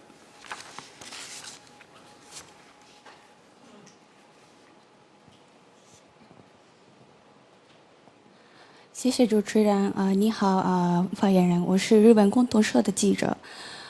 这次的20大呢，将会确定党和国家的大政方针。那么我想问一下，我们经常听到一个概念，就是修昔底德的陷阱，指的则是历史上当新兴强国威胁到现有强国的国际霸主地位的时候，会产生不可避免的冲突的倾向。那么现在中美两国之间的矛盾已经十分激烈。那么从现在起到2035年或者到2049年左右，中方将会如何回避这种冲突即将带来的风险？或者说，面对阻击者，中国是否有迎战的决心？谢谢。Kyodo News.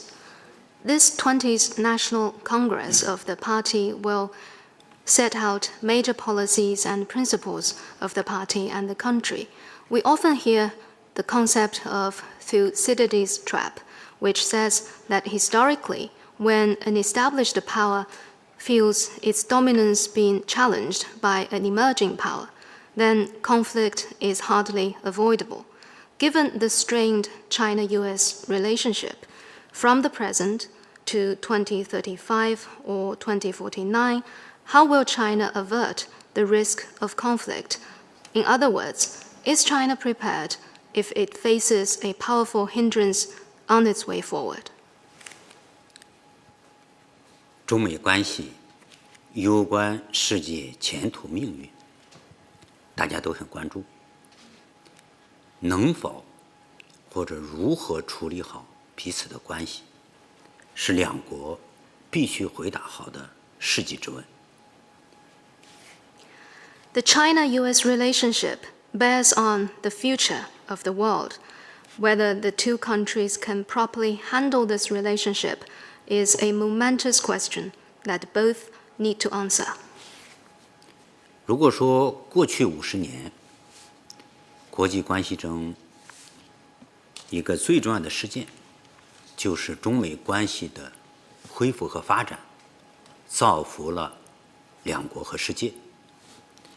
那么未来50年，国际关系中最重要的事情，就是中美必须找到正确的相处之道。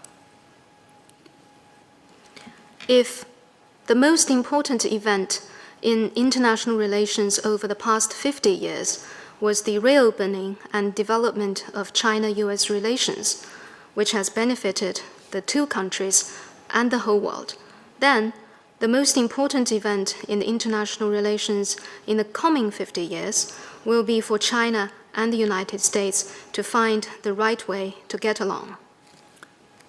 那么这其中的关键，就是习近平总书记提出的相互尊重、和平共处、合作共赢。我们相信，中美两国人民有智慧、有机会、有能力找到这样的相处之道。For the two countries to get along with each other, mutual respect, peaceful coexistence, and win-win cooperation, as pointed out by General Secretary Xi Jinping, are critically important. We believe that the Chinese and American peoples have the wisdom, the opportunity, and capability to find such a way of getting along. 我们一直认为，中美共同利益远大于分歧。一个健康稳定的中美关系，符合两国人民的共同利益。We take the view that China and the United States have more common interests than differences. A sound and stable bilateral relationship serves the common interests of the two peoples. 事实上，中美利益也已经深度交融。单从经贸关系看，2021年，中美的贸易额达到了创纪录的7500多亿美元，同比增长了28.7%。中美经贸合作支撑了260多万个美国就业岗位。The fact is, China and the United States already have deeply intertwined interests. Take economy, for example. 2021 saw two-way trade reaching a record high of over $750 billion, up by 28.7% year-on-year. Trade with China has supported over 2.6 million American jobs. 更应该看到，当今世界有许多挑战，需要两国合作应对。国际社会普遍期待中美两国发挥引领作用，承担大国责任，稳定双边关系，推动全球合作。Moreover, the world faces so many challenges that call for cooperation between China and the United States. The international community looks to China and the United States to step up and shoulder the responsibilities as major countries, keep bilateral relationships stable, and push forward global cooperation. 和平、和睦、和谐是中华民族5000年来一直追求的和传承的理念。这个中国谋求发展，是为了本国人民过上更加美好的生活，而不是要挑战别人。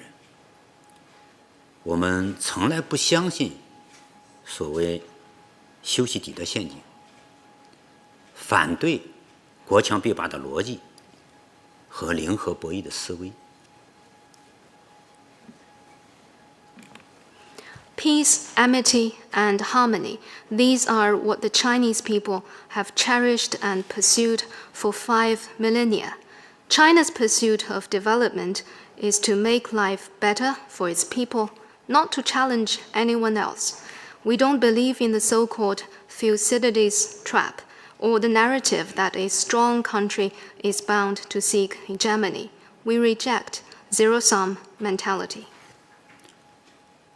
我们不惹事，但也不怕事；我们不欺负别人，但也不允许别人欺负我们。We don't provoke, nor will we flinch from facing up to trouble. We don't bully others, nor do we allow others to bully us. 大势不可逆，中华民族伟大复兴的历史进程，任何人、任何势力都不可能阻挡。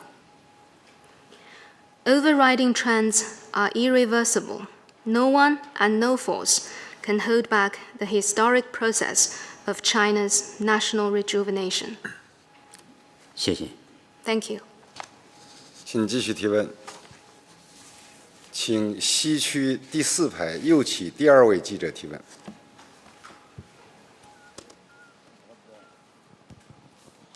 发言人好，台湾联合报记者提问：大陆日前发布的台湾问题白皮书中，在尽最大努力争取和平统一的相关表述里，加上了非和平方式将是不得已情况下做出最后选择的这句话，请问这是否代表大陆对台推进统一的方式或选项有所改变？大陆方面如何看待、评估所谓的非和平方式统一？谢谢。Taiwan United Daily News.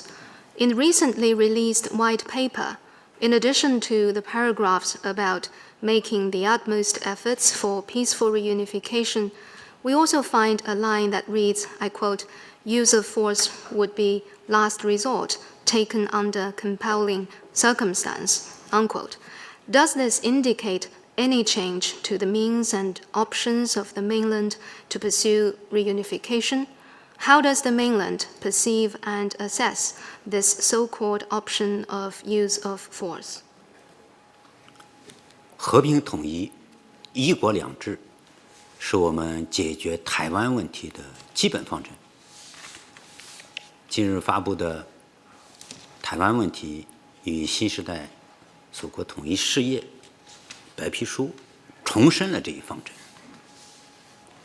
Peaceful reunification and one country, two systems are our basic principles for resolving the Taiwan question. The principles have been reiterated in the white paper, The Taiwan Question and China's Reunification in the New Era that we recently released. 以和平方式实现祖国统一，最符合包括台湾同胞在内的中华民族整体利益，最有利于中国的长期稳定发展，是我们解决台湾问题的第一选择。我们愿继续以最大的诚意，尽最大努力，争取和平统一，为和平统一创造广阔空间。National reunification by peaceful means best serves the interests of the Chinese nation as a whole, including our compatriots in Taiwan, and it works best for the long-term stability and development of China. It is our first choice in resolving the Taiwan question. We will continue to strive for peaceful reunification with utmost sincerity and utmost efforts, and create vast space for peaceful reunification. 我们不承诺放弃使用武力，保留采取一切必要措施的选项。针对的是外部势力干涉和极少数台独分裂分子及其分裂活动，绝不是针对台湾同胞。目的是从根本上维护祖国和平统一的前景，推进祖国和平统一进程。We don't renounce the use of force and reserve the option of taking all necessary measures. This is to guard against external interference and a small handful of Taiwan independence elements and their separatist moves. By no means does this target our fellow Chinese in Taiwan. The ultimate goal is to uphold the prospect of peaceful reunification and promote this process. 但凡有一线和平解决的可能，我们都将付出100倍的努力。非和平方式将是不得已情况下做出的最后选择。As long as there is a slim chance for peaceful reunification, we will do our level best. Use of force is a last resort under compelling circumstances. 当前台独分裂势力不断谋独挑衅，外部势力加紧以台制华，严重损害中华民族根本利益和两岸同胞切身利益，严重危害台海和平稳定，严重冲击和平统一的前景。任其发展下去，只会将台湾推向灾难深渊，给广大台湾同胞带来深重祸害。As we speak, the Taiwan independence forces keep making provocations. External forces are doubling down on using Taiwan to contain China. All this severely undermines the fundamental interests of the Chinese nation and immediate interests of compatriots across the Taiwan Strait, severely jeopardizes peace and stability across the strait, and severely threatens the prospect of peaceful reunification. If left unchecked, it will plunge Taiwan into the abyss and bring disaster to our compatriots.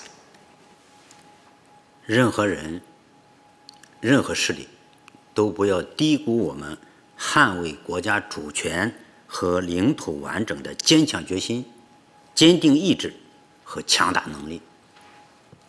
No one and no force should underestimate our strong resolve, firm will, and great capability to defend national sovereignty and territorial integrity. 希望广大台湾同胞认清一个道理，那就是统一有好处，台独是绝路，外人靠不住。We hope our Taiwan compatriots would come to see this. Reunification has bright prospects. Taiwan independence leads to nowhere, and those external forces are unreliable.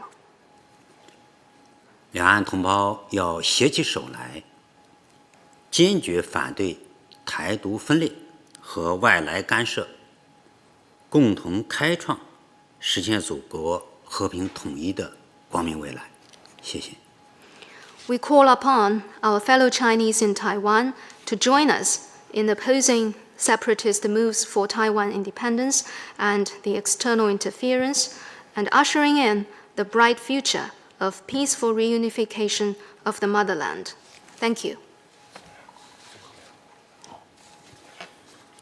最后2个问题，中区前排左起第2位男士。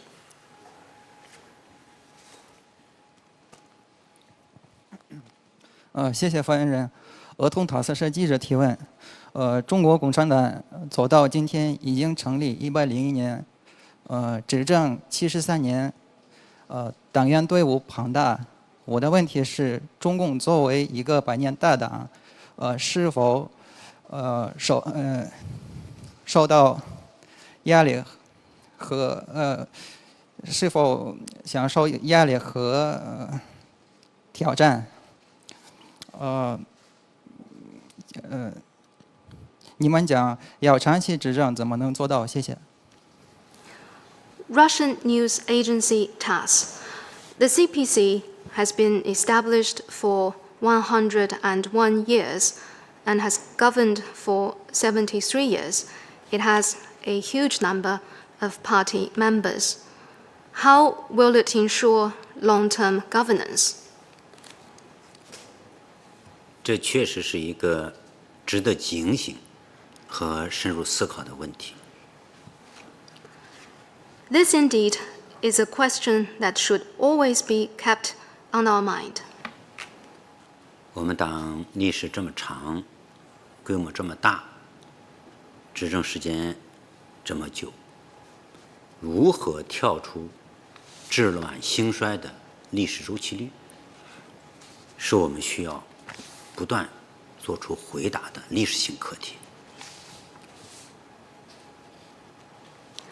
The CPC is a big party with a long history, governing for so many decades. How can we avoid the history's cycle of rise and fall is a constant question for us to answer. 实际上，70多年前，就有人曾经向我们党提出过这样的问题。毛泽东同志当时的回答是：让人民来监督政府。经过100年奋斗，特别是新时代的实践，习近平总书记给出了第2个答案，那就是自我革命。The same question actually was brought to us over 70 years ago. At that time, Comrade Mao Zedong's answer was, "Let the people supervise the government." Now, based on the party's centennial struggle, and especially the experience in the new era, General Secretary Xi Jinping has offered us the second answer, the party's self-reform.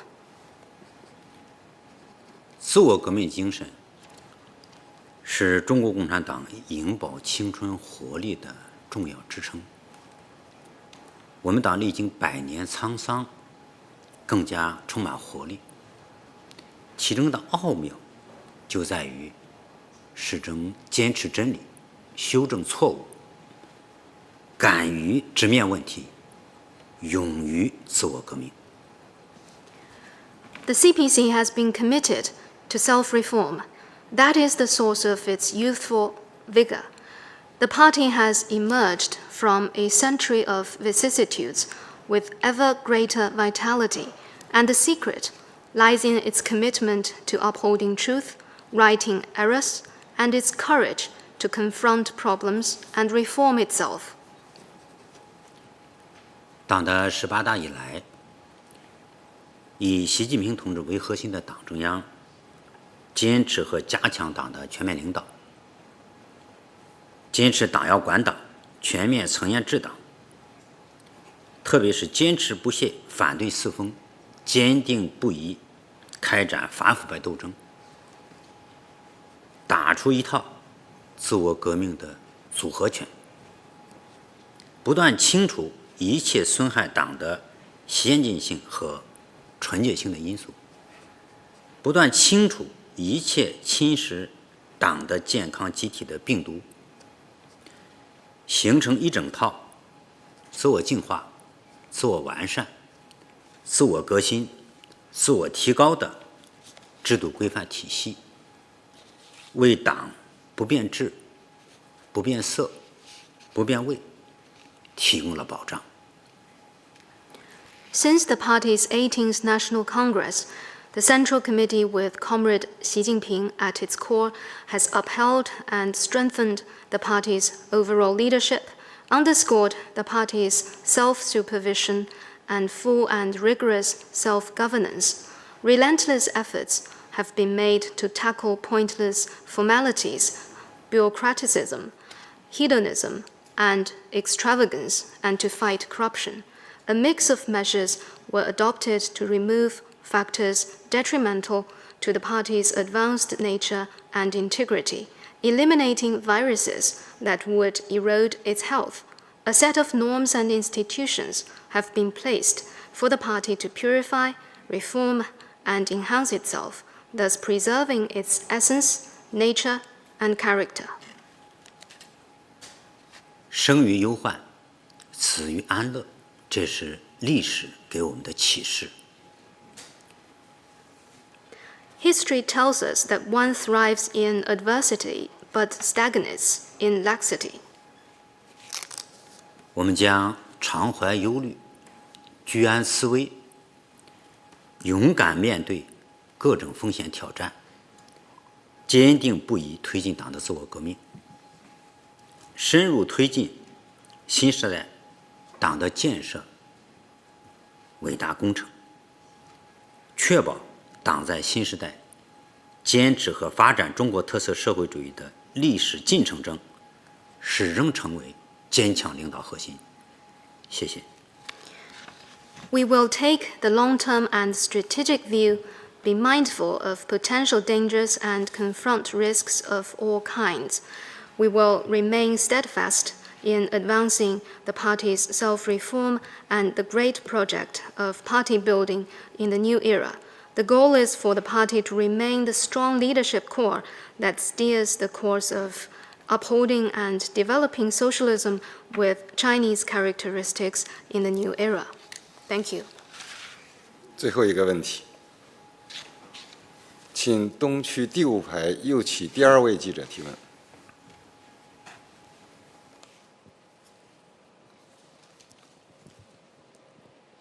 Дядя Хао, Ваши Узбекистан Жемин Ялумбао Чидже, Руслан Кинжаев.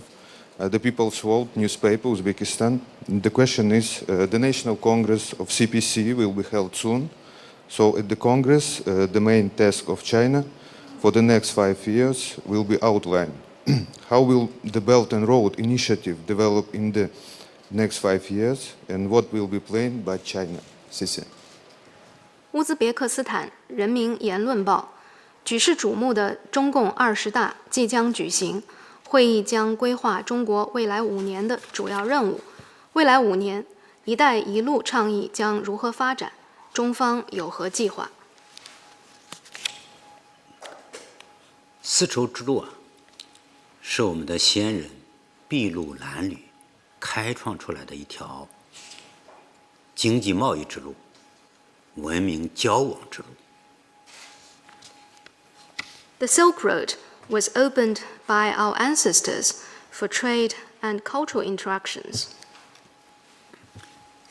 历史启迪现实，习近平总书记提出“一带一路”重大倡议，得到国际社会热情响应和广泛参与。History is a source of inspiration. The Belt and Road Initiative proposed by General Secretary Xi Jinping has been warmly received and participated by the international community. 这一倡议提出并实施9年来，中国同140多个国家、30多个国际组织签署共建“一带一路”合作文件，相关合作理念和主张写入联合国和多个国际组织重要成果文件。“一带一路”已经成为广受欢迎的国际公共产品，成为推动构建人类命运共同体的重要实践平台。Over the past 9 years, China has signed Belt and Road cooperation documents with over 140 countries and 30+ international organizations. The relevant ideas and proposals have been written into the documents of the UN and multiple international organizations. The Belt and Road has become an international public good, welcomed by many countries and an important platform for building a community with a shared future for mankind.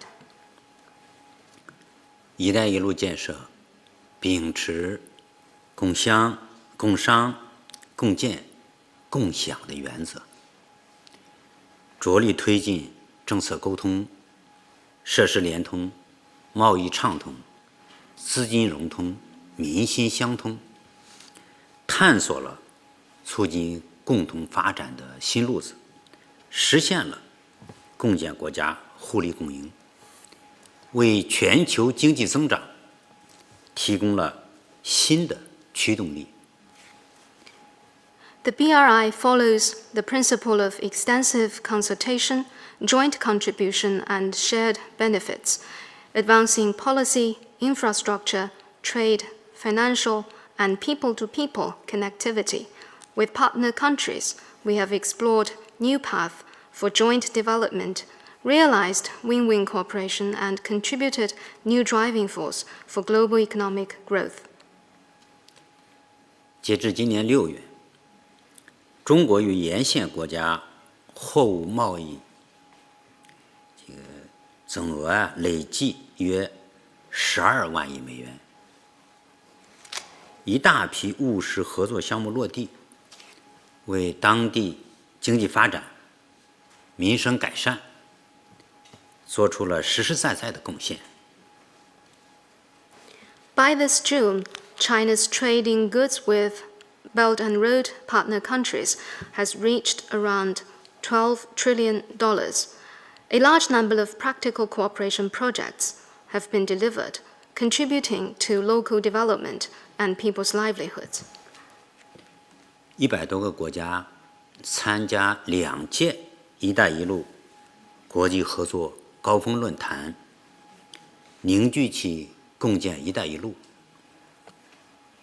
构建全球互联互通伙伴关系的广泛共识，勾画了高质量共建“一带一路”，实现各国共同发展繁荣的合作蓝图。More than 100 countries have participated in the 2 editions of the Belt and Road Forum on international cooperation, forging extensive consensus on building the Belt and Road together and global partnerships on connectivity. Together, we have drawn the blueprint of cooperation for high-quality development of the Belt and Road and for common prosperity of all countries. 站在新的起点上，我们将继续践行共商、共建、共享的原则，弘扬开放、绿色、廉洁的理念，以高标准、可持续、惠民生为目标，努力实现更高合作水平、更高投入效益、更高供给质量、更高发展韧性，推动共建“一带一路”高质量发展不断取得新成效。At the new starting point, we will continue to follow the principle of extensive consultation, joint contribution, and shared benefits, pursue openness, green, and clean development, aiming at high standard, sustainable, and people-centered growth.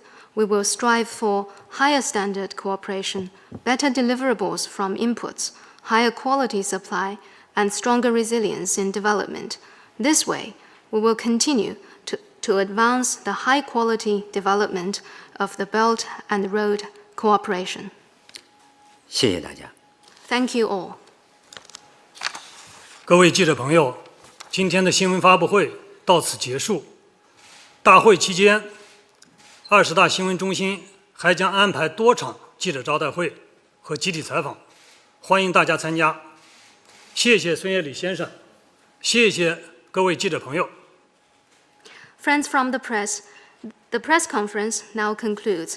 The Press Center is going to organize other press conferences and group interviews for your attendance. Thank you, Mr. Sun Yeli. Thank you all.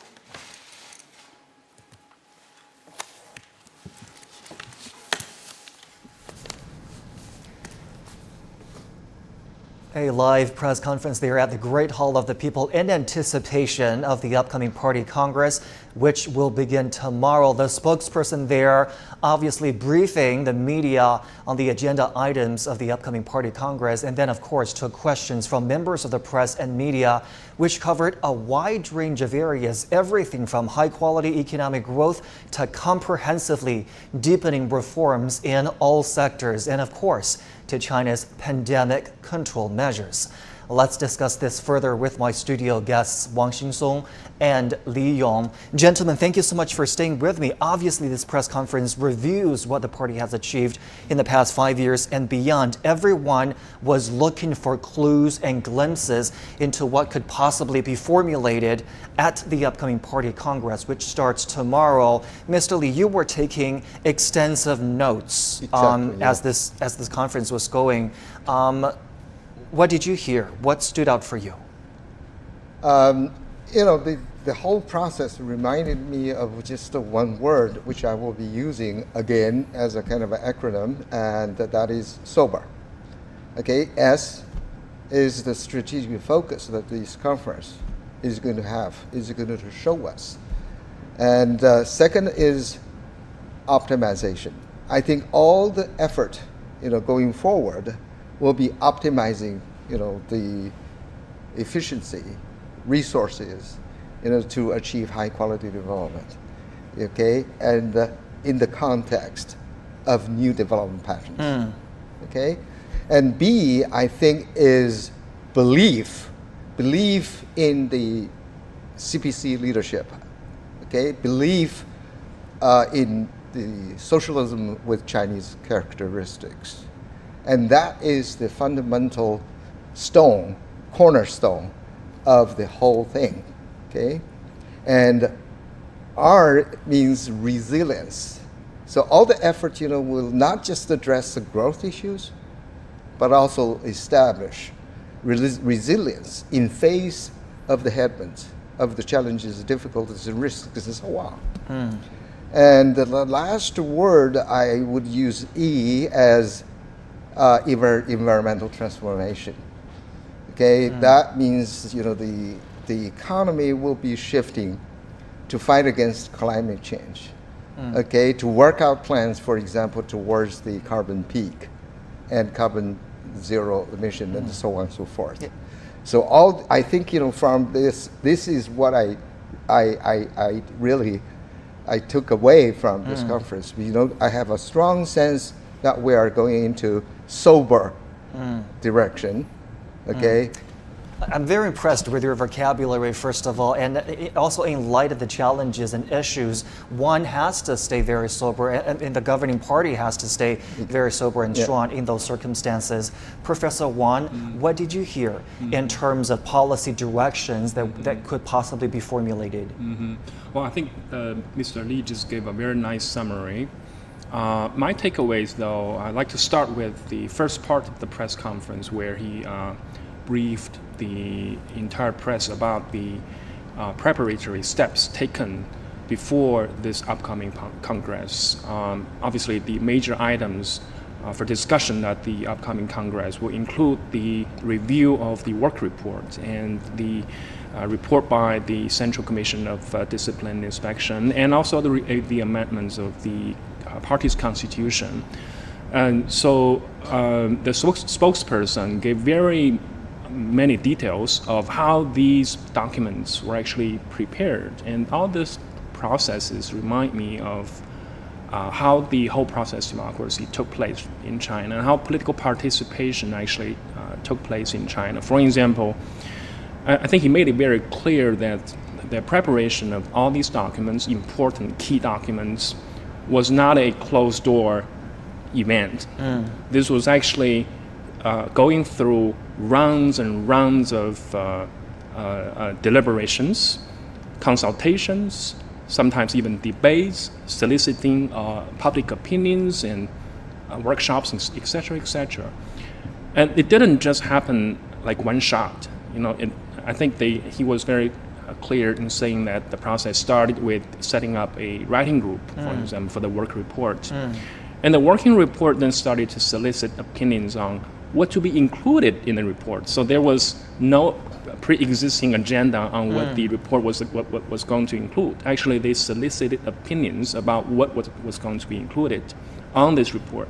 Then, after the agenda was set, then they went out again to the fields, talking to all kinds of people, asking them their opinions on what to be discussed, what to be included on all these agenda items within the framework. So you see, this is a very sophisticated process of drafting the work report and other key documents as a way of showing how participation is really happening on a day-to-day basis. It was a lot of back and forth. I would like to jump in. What he said, I think it is very well said about the process and procedures. What I think I can use a couple of keywords to describe this. One is fully transparent, because the whole process is a process of transparent discussion, deliberation, review, suggestions, debate, and so on. So the whole process is that it means that the work report is not really a kind of edited by a group of people, but it is it is a demonstration of the whole democracy process. So this is really very important. The second thing is representation. We talked about the representation of the representatives. Okay, but embedded in this report, we also see the representation of the people's concerns and interests and what they wish to have. Absolutely. And this is very important. Okay, and the third keyword, I think, is the review of what we have done. Okay, this is very important, because if we don't really have a correct assessment or the review of what we have achieved, and if we don't draw any lessons, that will reduce the weight of this work report. Right. So these are, what the processes and procedures are trying to guarantee. And that is going to determine, okay, the most important significance of this Congress, and eventually, the work report will be the guidance of the future development. And of course, we can also expect, further debate, revisions, and so on. That's a very good point, because I was going to say that also, because a lot of those back and forth work was to make sure that the report was representative, that it had enough opinions from all walks of life. Mr. Lee, I do want to get very specific with you on the economic and trade front, because obviously that was on the mind of a lot of reporters in attendance. People raised concerns about China's economy slowing down and what the party considers high quality growth at this moment. They were also asking about whether the dual circulation mode, what that means going forward at this point. Does it mean domestic market will be prioritized? A lot of those concerns. I mean, in terms of economic and trade issues, what did you get from the press conference? First, I think, from this conference, the comments by the spokesperson, clearly expressed China's confidence. The role China has played over the past decade especially, the size of GDP has increased, for example, at an annual rate of 6%, higher than the world average and higher than the average rate of 3.7 of developing countries, and so on and so forth. And, of course, we are facing some sort of a downward pressure. But there's one reality that we have to admit, which is as the size of your economy increases, the rate of increase is going to slow. But if you look at the absolute number, 1 year of lower percentage of growth could be way far larger. Understood. Okay, than the absolute number of a higher growth rate. So I think we need to understand that. Okay, so we are focusing on the quality of the development, not just on the speed. Okay, which means quality of development is going to support a reasonable speed of development. So that is the core issue. That is the essence of economic development and related, policy making. Right. So this is what I see in terms of economic development. Okay, in terms of trade, China, starting from 2017, China became the #1 country in terms of its goods trade. And starting from 2020, 2 years ago, China ranks #1 in trade, in terms of trade in goods and services, which means that China is going to play a very pivotal role of, for example, promoting free trade, continued globalization, multilateralism, because this is not just going to benefit China.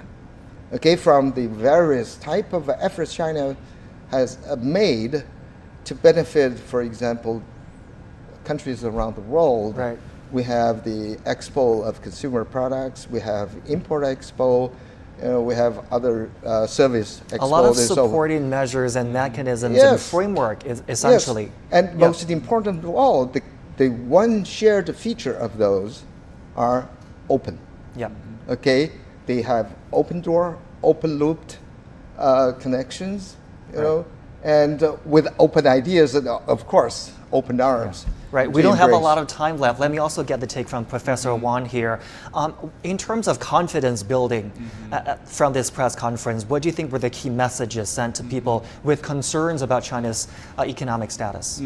Well, I was actually going to talk about the second key takeaway I got from the press conference, which is that I see, after looking at the spokesperson's answers to all these questions, I feel that there is a lot of continuity going to happen, which is a very good thing, because this world is very uncertain, and under this uncertain circumstance, we need stability, we need sustainability. And as we see in the past decade, and beyond, China has achieved a lot of accomplishments in various grounds. And we have accumulated experience, we have learned lessons, and all of that would become an asset from which we can carry forward. In upcoming Congress, I'm very confident that China is confident enough to keep moving with all these experiences. All right, I gotta run. We are out of time here, but thank you so much for staying with us. And that wraps up our special coverage on the upcoming Party Congress. We do appreciate your company. I'm Zhongshi in Beijing, and news continues on CGTN.